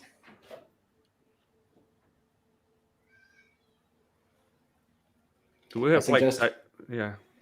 I think the better course of action would be to find another way off of this planet, because I don't think this ship is going to do it. So you're thinking different ship, Mr. Watts? Don't forget about us. Our mission is to get our cargo back and jump into hyperspace again. Well, we can't do that from here. If we could find, maybe there's a ship on here that could help get ours back into orbit, or another ship that could leave from the planet that could do something with the cargo. But Okay. I don't believe that the cargo itself has enough power to sustain the cryopods for longer than a day at most. Okay, then I suggest we do some reconnaissance. We go to the ground and scout the area, while we will leave Hank to, let's say, babysit our ship. It's not like he can go anywhere. See our surroundings and potentially meet with our enemy and show them that we're going out guns blazing, if it has to be like that. Agreed. Okay, let's get suited up and let's see what this thing is about. So here's something I'm thinking. Right now, the Major, you have standard battle dress, right? And that gives you a 10% bonus to your things. Because of the people that are still in cryo, the other Marines that are in cryo, we could put all 4 of you in battle dress. So because you're not going to need something, as far as protection from the atmosphere. So there is 3 other battle dress suits available if we want to pass that along. I know, Frankie, you've already got one, right? Yeah, I got one. So do we want to go be ahead? greedy? Is there like the heavy battle dress or something? Would No, there be the one? best that's on the ship is battle dress. Okay. Should I drop that on everybody? Yeah. Yeah, Arlo's down. He's never been in one. So cool. And I can All right. I can imagine like Major just pointing a few things on the battle dress, a few features to give him a few hints. Just trust in the tools, but learn to use them properly as well. And like he's like, this. I hope this group of ragtag soldiers will work. So the other thing that's available, because again, you've still got some Marines in cryo, is the standard SMG. So I don't know if either Arlo or Watts wants an SMG. There's No, just I one like thing. my The difference rigging gun. is, when non-marine is shooting it, you get just one shot and then you have to reload. Compared Correct. to Marines are bursting 5 shots on one reload. Yeah, Arlo's gonna stick with the nail gun. Okay. So are we stepping out? Yeah, fully suited up, waiting for the cargo door to open, and we're just there ready with the guns. And you guys have rebreathers, which aren't much different than the kind of mask you wear when you're doing an airbrush, right? or spraying paint, right? Very similar to it. So it's very easy to talk through it. There's no need for comms, though the 4 of you are able to have comms. So if there is some distance, you guys can still talk to each other, but you don't have to use comms to talk to each other like you would out in space. You can hear each other talk. You open up the same airlock that was used to go out and check the cables. You open that up, you look down and you realize you're about 20 feet off of the surface from that airlock. But without any difficulty, you guys set up ladders and jury rig ways to get down. One at a I guess time. Major would like rappel down on a rope like a pro, like he did it 100 times already, and waiting for the rest to use the slow ladder. Yeah. Well, actually, I don't think we've covered this, which is something important in Arlo's background. Arlo was the Mars High School rope climbing champion for 3 years Kind of a straight. big deal. It's only up though. So he surprises you how skilled he rappels down. One-handed. G.I. Joe action figure style. You guys reach the surface of this moon, and it's a graveyard. Different ships, different makes, different models. Doesn't look like there's a whole lot of corrosiveness in the atmosphere, so they all look relatively in decent condition. There's nothing to rust them per se. Give me an idea from maybe a process standpoint. What's next? So the Major would try to assess the situation, and he would try to approach it as if it would be fighting humans and not extraterrestrials. And he would try to I'm thinking to use the tactics skill to try to find a position where any enemies would try to ambush them, and where would be the headquarters of this area. Try to Long-term. analyze it, and go that direction. So short term, and then long term, I think if we're not trying to search the immediate surroundings, then heading towards the installation or the building that was nearby. Yeah, it was about 4 miles away from where you are. There's that underground structure that you registered. And I will assume, Major, that you and Frankie are both, heads up. Yes. Being very smart, not walking down the middle of, nowhere. We see a montage again of the 4 of these strangers on this planet. And I just want to just dwarfed by these huge derelict ships that have been crashed into this surface of the moon. And as you're going through, there's a lot of things that you notice. You can tell where laser cutters were used to take pieces of these apart. As you're going through.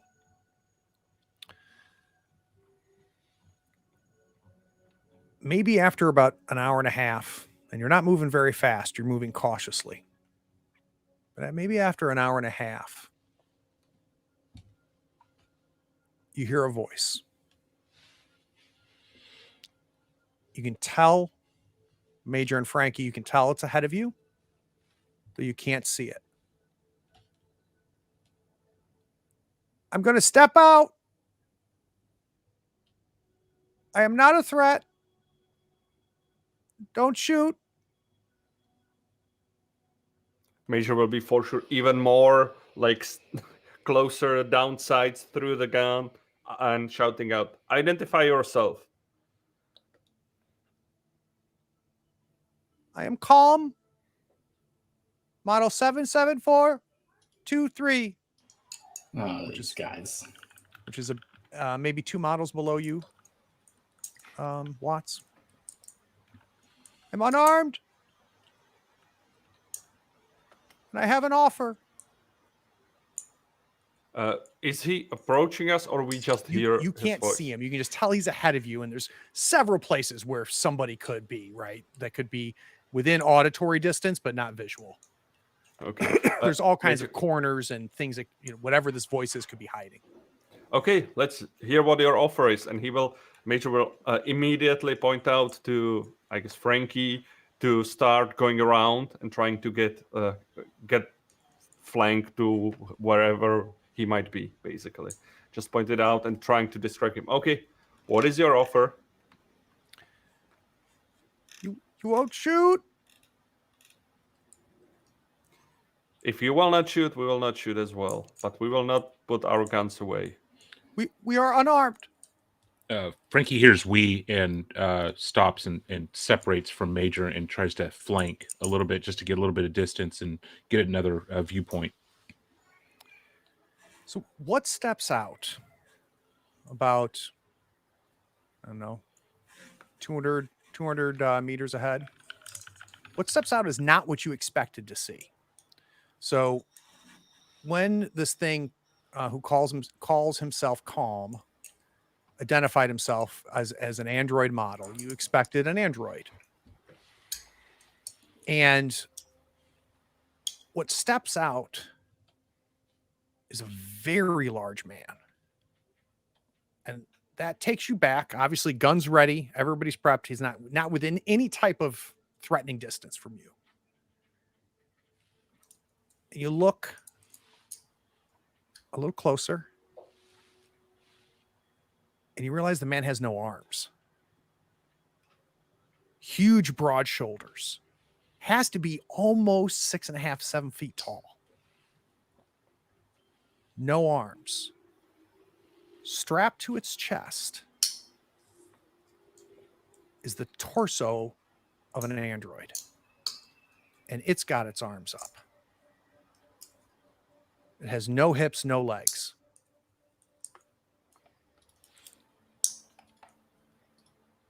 I'm here to give you an offer.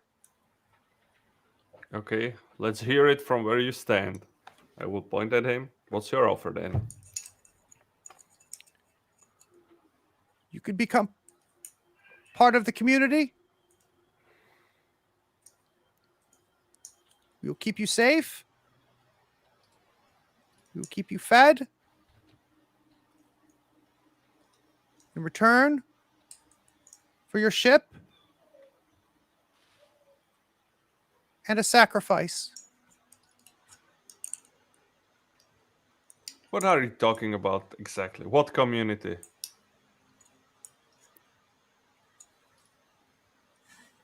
We're the tyrant beggars. We've been here 8 years, 9 years. There's now 70 of us left.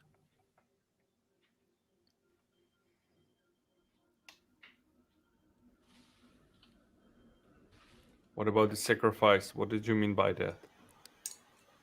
Malta can explain the sacrifice.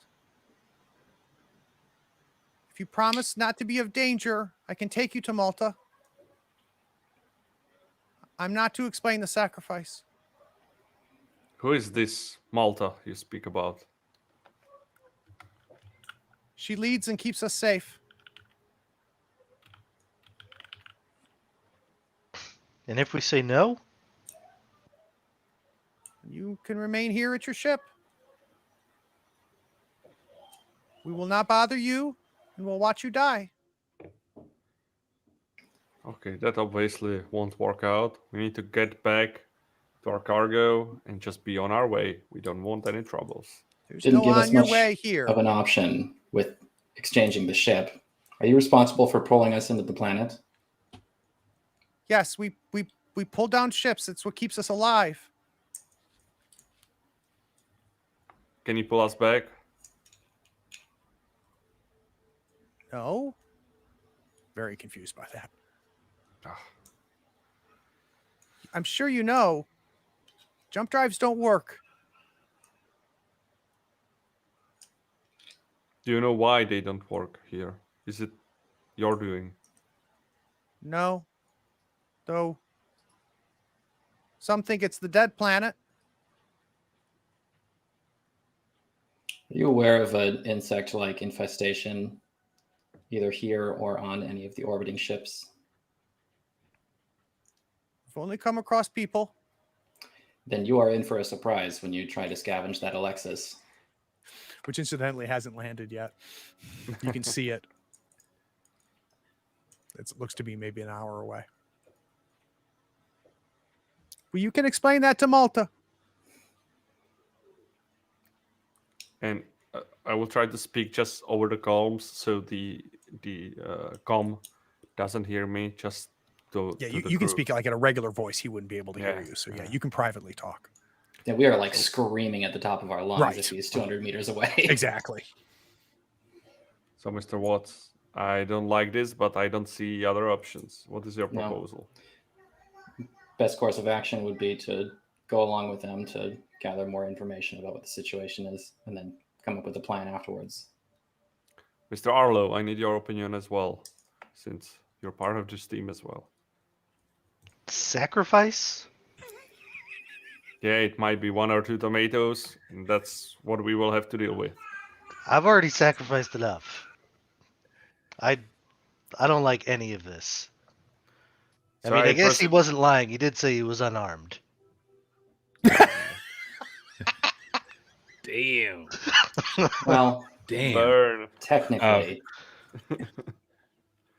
Frankie steps in, doesn't even wait to be asked, and says, I want to shoot this guy. You have a clear shot on him. Yeah, You said there were 70? Yeah, 70. Just like keep the safety on still. We might not want to anger 70 people with weapons. Even if they have sticks and stones, we might not have enough ammunition to deal with them. But be careful there. Do you see anyone else around your position? So I imagine Frankie being flanked around, not being in sight, maybe on the other side of the walkway or whatever it is. Do I see anybody else? Do I see anything significant to report? Realizing that Frankie is the odd man out, and if there's going to be a sacrifice, it's probably going to be me. Is going to be very hesitant to follow any orders from what's going to happen. So he's going to just stay quiet, finger on the trigger, waiting to see what happens. It reports back with nothing visible. do we think that Calm has seen Frankie? Yes. Okay. At some point, he mentions the 4 of you. Yeah. Maybe we. Okay, so if we are about to talk with Malta, and I'm speaking back to the comm unit, so what's the next steps? Can Malta approach us here so we are on neutral ground? We promise that we will not be aggressive. We just want to talk with him or her. No, I'll take you to the Tyrant Beggar. There you can meet Malta. John needs to check you out. For decontamination, everything. And then you can meet Malta, and she can explain the conditions of becoming part of the colony.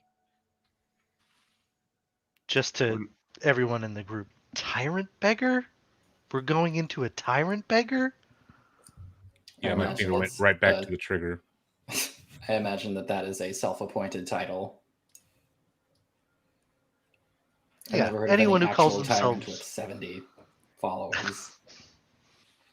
whoever just calls want- themselves a tyrant, certainly a friendly person. For now, we just want to talk with Malta.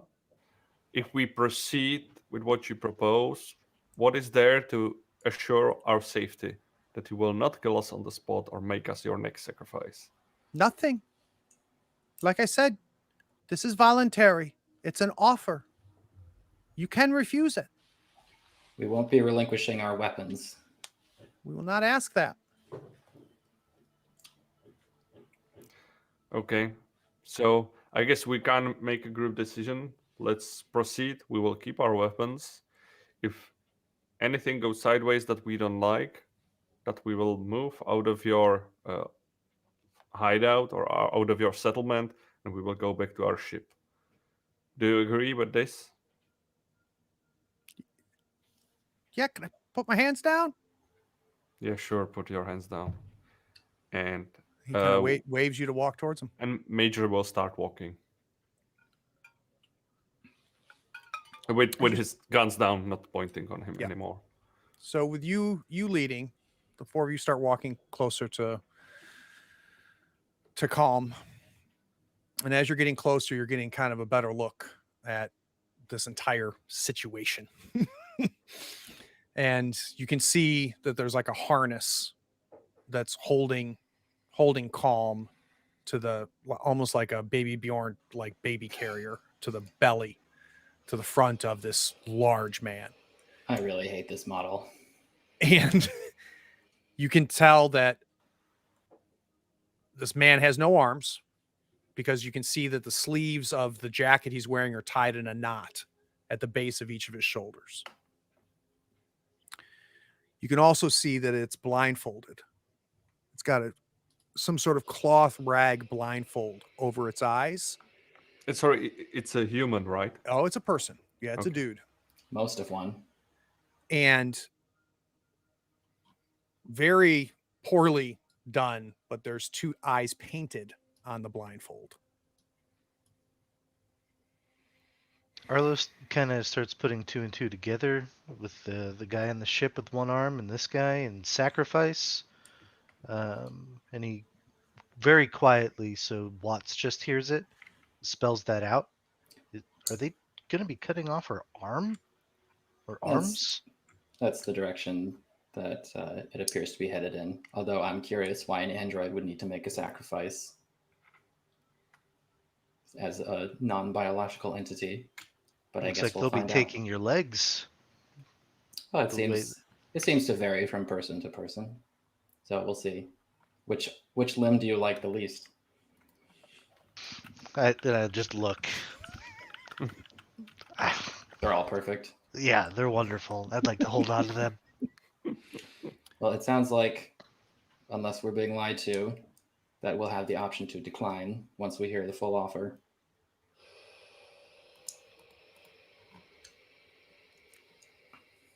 Let's proceed then. All right. So you get, within a couple arms reach range of calm. I'd like you to meet my friend Verger. And he kind of goes, kind of nods his head up. Yeah. Hello, Berger. Just follow us. We'll take you to the beggar. Yeah, let's go then. So another montage as we see the 5 of you, 6 of you, 5 and a half of you, 5 and a quarter. Not sure. You can round out. Start How many moving heads? where taking you where this registered in the scans is this underground area.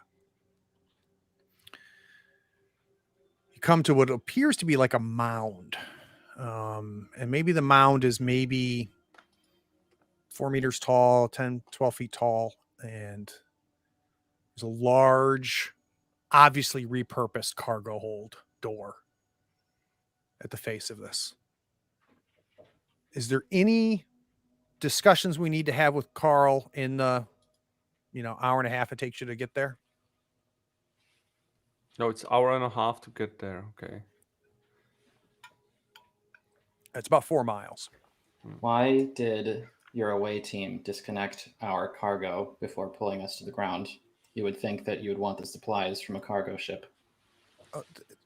Don't worry, Breck will get that too.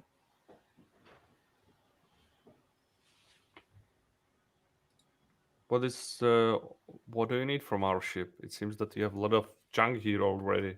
Why to add one more to it? I assume you have provisions. I assume you have water, medicines. So after 9 years, you didn't find any other way how to sustain life here without Nothing grows on the moon. And he goes, he says, "Show him, Verger." Verger kind of kicks the dirt, and you can just see that it's just dust. Our companion Oh. Arlo is perfectly capable of growing a full tomato plant without any soil. Do you have seeds? No. Mm-mm. No.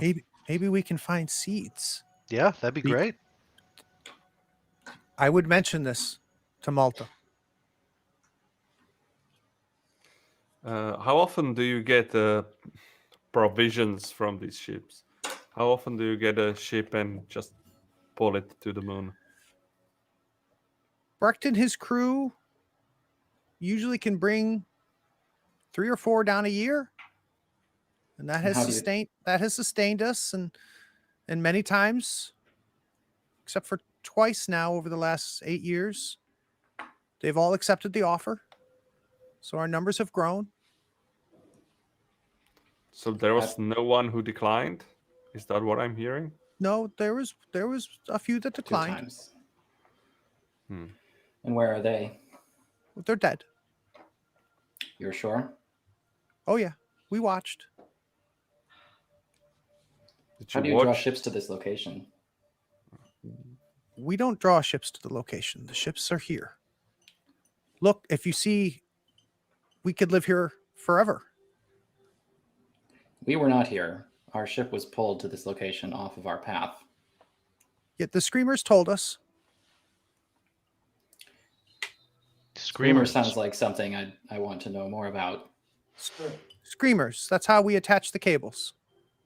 We sent them up in the rockets. They direct the rockets, attach the cables, and give us an initial assessment of the ship. We know that you have 10 in cryo. GM forgot. No, it's just the guy can't count. We've not heard from the screamers. We assume they're on the other ship. Definitely.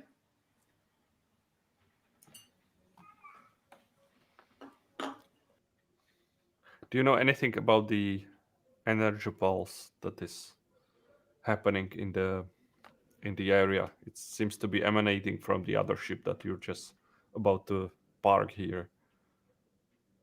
Kind of gives you a look. He goes, a what? I recommend you forestall pulling that other ship onto the planet for as long as possible before we talk to your community. To Malta, at least. You saying the other ship is dangerous? That is definitely true. There are entities there that are aggressive. Seems to be a device that can shut down electricity or anything that works on power. And that was our struggle up there. That is before you pulled us to the moon. We were trying to sort this out. You know, if you lie to Malta, she'll just kill you, right? Well, what do I have to gain from this lie, you know? It seems that we're dead anyhow if we don't cooperate. I'll tell Malta. I'll tell Malta to tell Brecht to stall. Sooner would be better than later. You guys are at the door. Okay, guys, let's not do any harsh decisions. Let's hear what Malta have to offer us. Remember, we don't have to accept. We can go back to our ship and rethink our plan. So Verger walks calm over to the huge cargo door. And he gung gung gung gung. Malta knocks.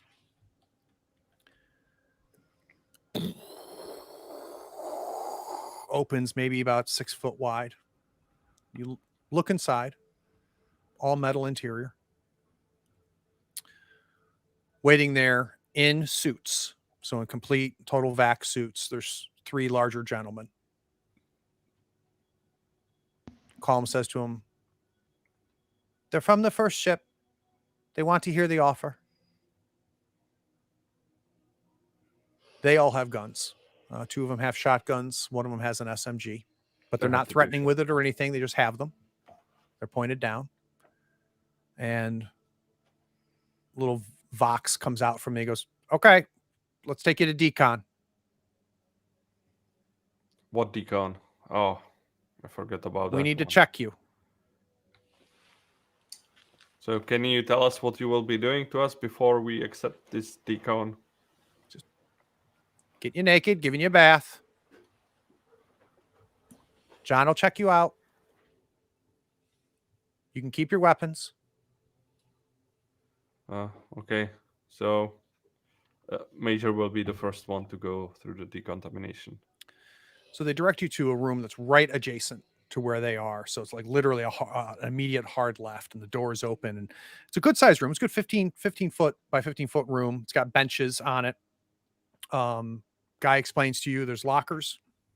Keep your weapons if you want them, but close in the lockers. Mm-hmm. And he points up above. You can see the jury rigged spouts up above. He explains to you it's just going to be water. It's probably going to be cold. Might smell a little bit, but it's fine. But we need to wash all of you off.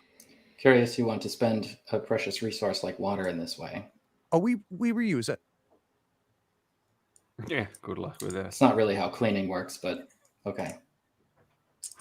So I imagine Just looking at everything, nothing looks clean, by the way.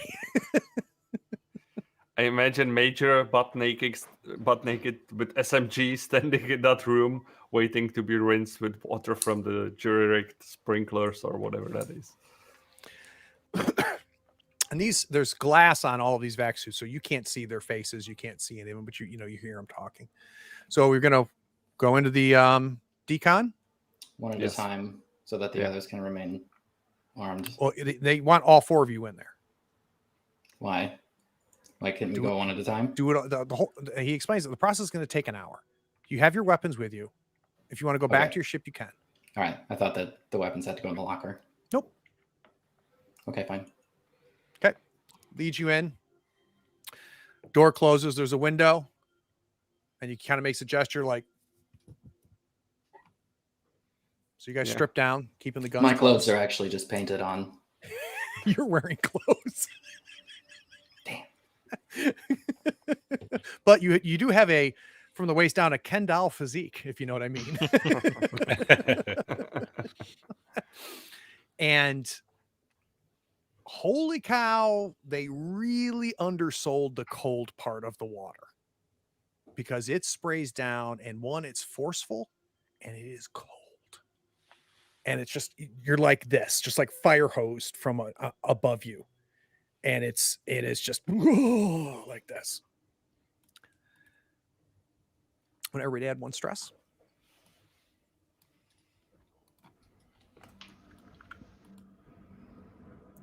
That finishes up. Comm comes over on the like a speaker inside the room and says, "You can put your clothes back on." Okay, Monk.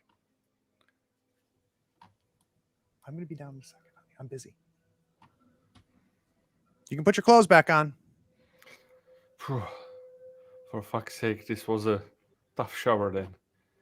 Let's get suited up. Apparently, the lockers aren't completely waterproof, so they're a little damp. Yeah, I've seen worse. So about 40 minutes have passed at this point. The decon chamber opens up. It's explained to you that John will be in. So when this guy enters the room, you assume it's John. He's got, maybe it was a lab coat at some point. He's got both arms. Boots. Has a bag with him. You look at his left hand, and he's got thumb and 2 fingers. You look at his right hand as he kind of walks in. He's got a thumb and a finger, 3 fingers missing. You look at his face, and it's gaunt, rode hard.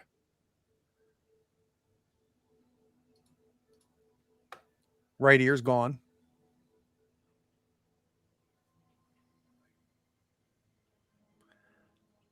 I need to check you out. Who's first? What do you mean check us out? We went through the shower I already. need to give you a physical. Let's get this over with. I'm first. Okay, you step up. He doesn't touch you. He just kind of looks around, looks at you. Give your gun to your friend. Okay, I will hand it to... What? Who's your best friend? Frankie kind of steps up. Oh shit. You already have one. So I'm going to touch you now. Yeah, okay. Proceed then. Picks up. He grabs your wrist. He's looking at your hand. Kind of pulls on a couple fingers. Reaches over, grabs your other wrist. I'm like looking for anything specific, mister? Just checking. Checking the meat. Open your mouth. Why? What's this He's kind check of putting about? he's kind of putting your hand up to like do this to you, but he's being respectful. Okay, I'm opening my mouth. So you open your mouth, he kind of squeezes you like this, takes his other finger and he's kind of running it along your teeth, kind of looking in there, lifts up your lip, looking at your gums. Good gums. Yeah. He pulls out reaches into his jacket. Frankie's like, he kind of pulls out this like little pen light. He does the eye test, where he puts it on your pupils. And he does the same thing to Frankie and to Arlo. Doesn't seem to really even care that much about Watts. He Does turns. he react to the gunshot wound that Arlo has? I guess that would be prominent. He does. He notices it. He asks about it. And he actually says, he goes, "Did a screamer get you?" And you guys at this point figured out what a screamers are. Right. He's just so flabbergasted by the whole situation. He's like, yeah, I guess, yeah. Please get this over with. So he kind of steps back. He knocks on the door. Door opens. Two guys still in the vac suits. They've got a shotgun and an SMG. He's like, "Pick up your stuff. These guys are clean. They're good for the offer." Let's go to credits.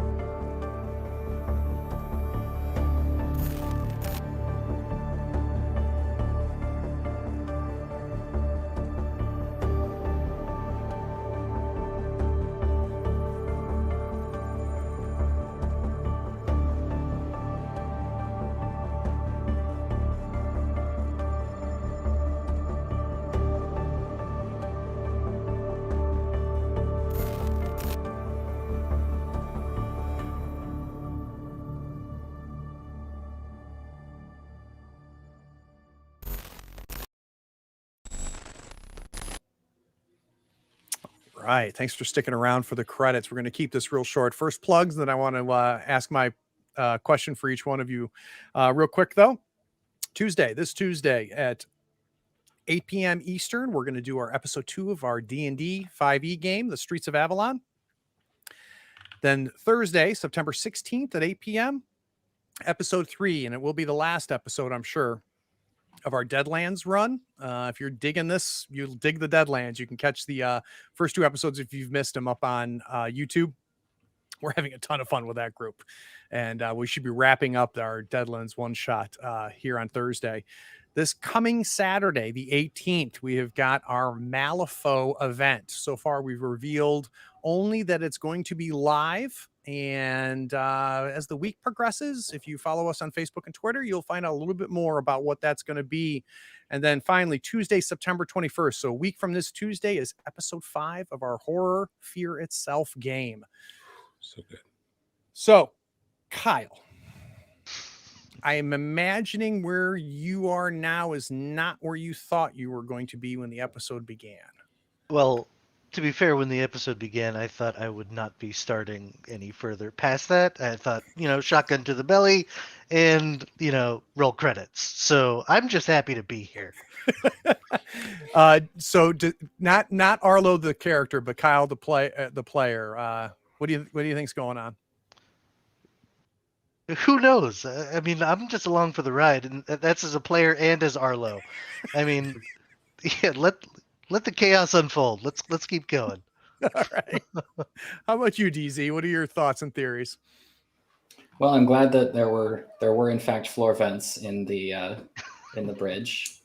I think. I mean, I think it's pretty clear what kind of situation that this is right now, or what kind of community. Although it's shocking to me that the community on this moon is completely unrelated to the infestation on the Alexis. Like, that's probably the thing I'm most curious about, is how those two things are going to interact. Vaslav?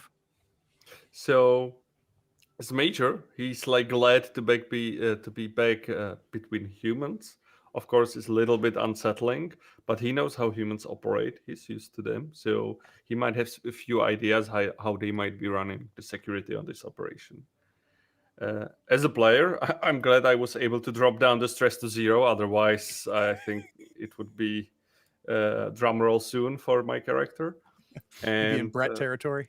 yeah, and really, we're now along for the ride, and there was like sequence of several actions that happened, and in the end, we just had to go through this and to get to some safe position where we can make our move. Now we have to see where this will get us, and how we can get settled, and hopefully keep our own limbs. So, Nick, you've now played a lot of different systems at this point. I'd be real curious. What's the one thing that you like about this system, and one thing that you think another system does better, Oh,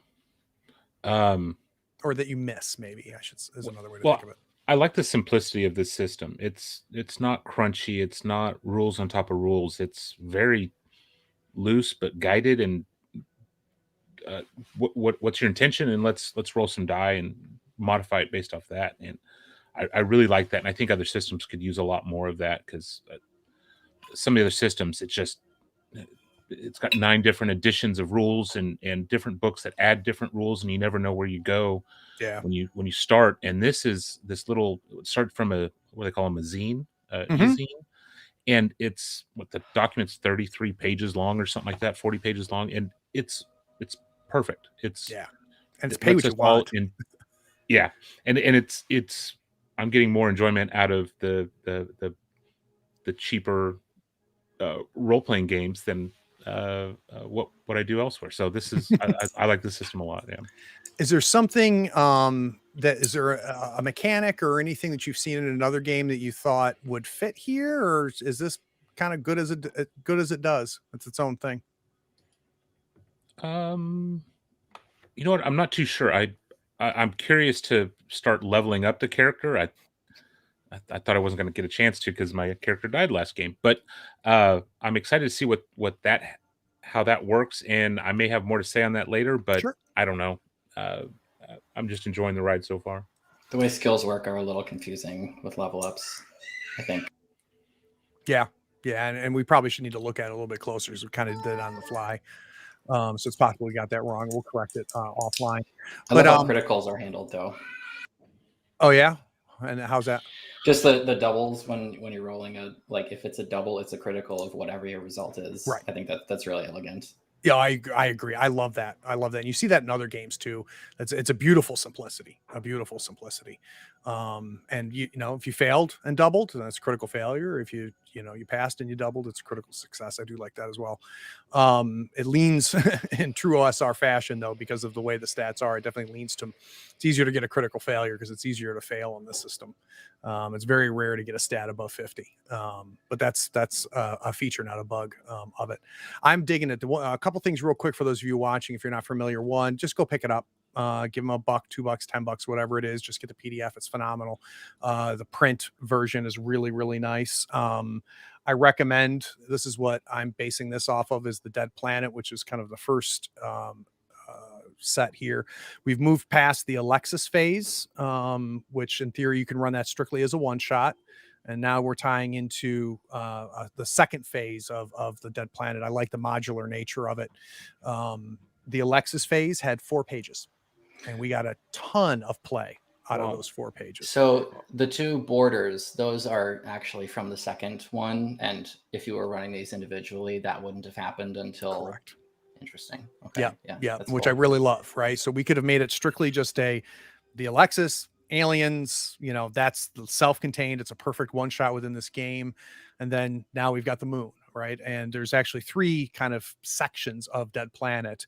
And depending on things, we could wrap things up here.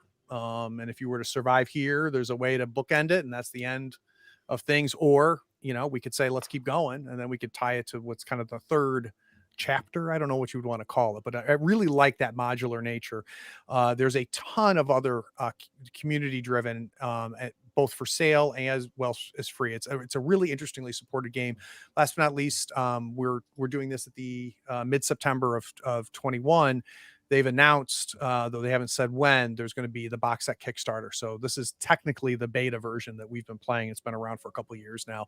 I can tell you that I will not be able to back it fast enough. Sean McCoy and all of the guys that have been guys and gals involved in this thing have proven to me that it's really good. It's really good. And I regretfully ignored it for a while when I got Alien from Free League because it's phenomenal. And then looking back on it, I realized that one doesn't replace the other, that each one of these feel different, look different, and they can tell different types of stories, which is great. But for all of you that stuck around to the end, I appreciate it. We're going to quickly see if there's anybody we can raid. And then make sure you're following us on all the socials so you can keep track of when we play again. Let's go check out the game nights. If you haven't liked, followed, and all that good stuff, make sure you do that. But I appreciate everybody sticking around. We had a really nice group.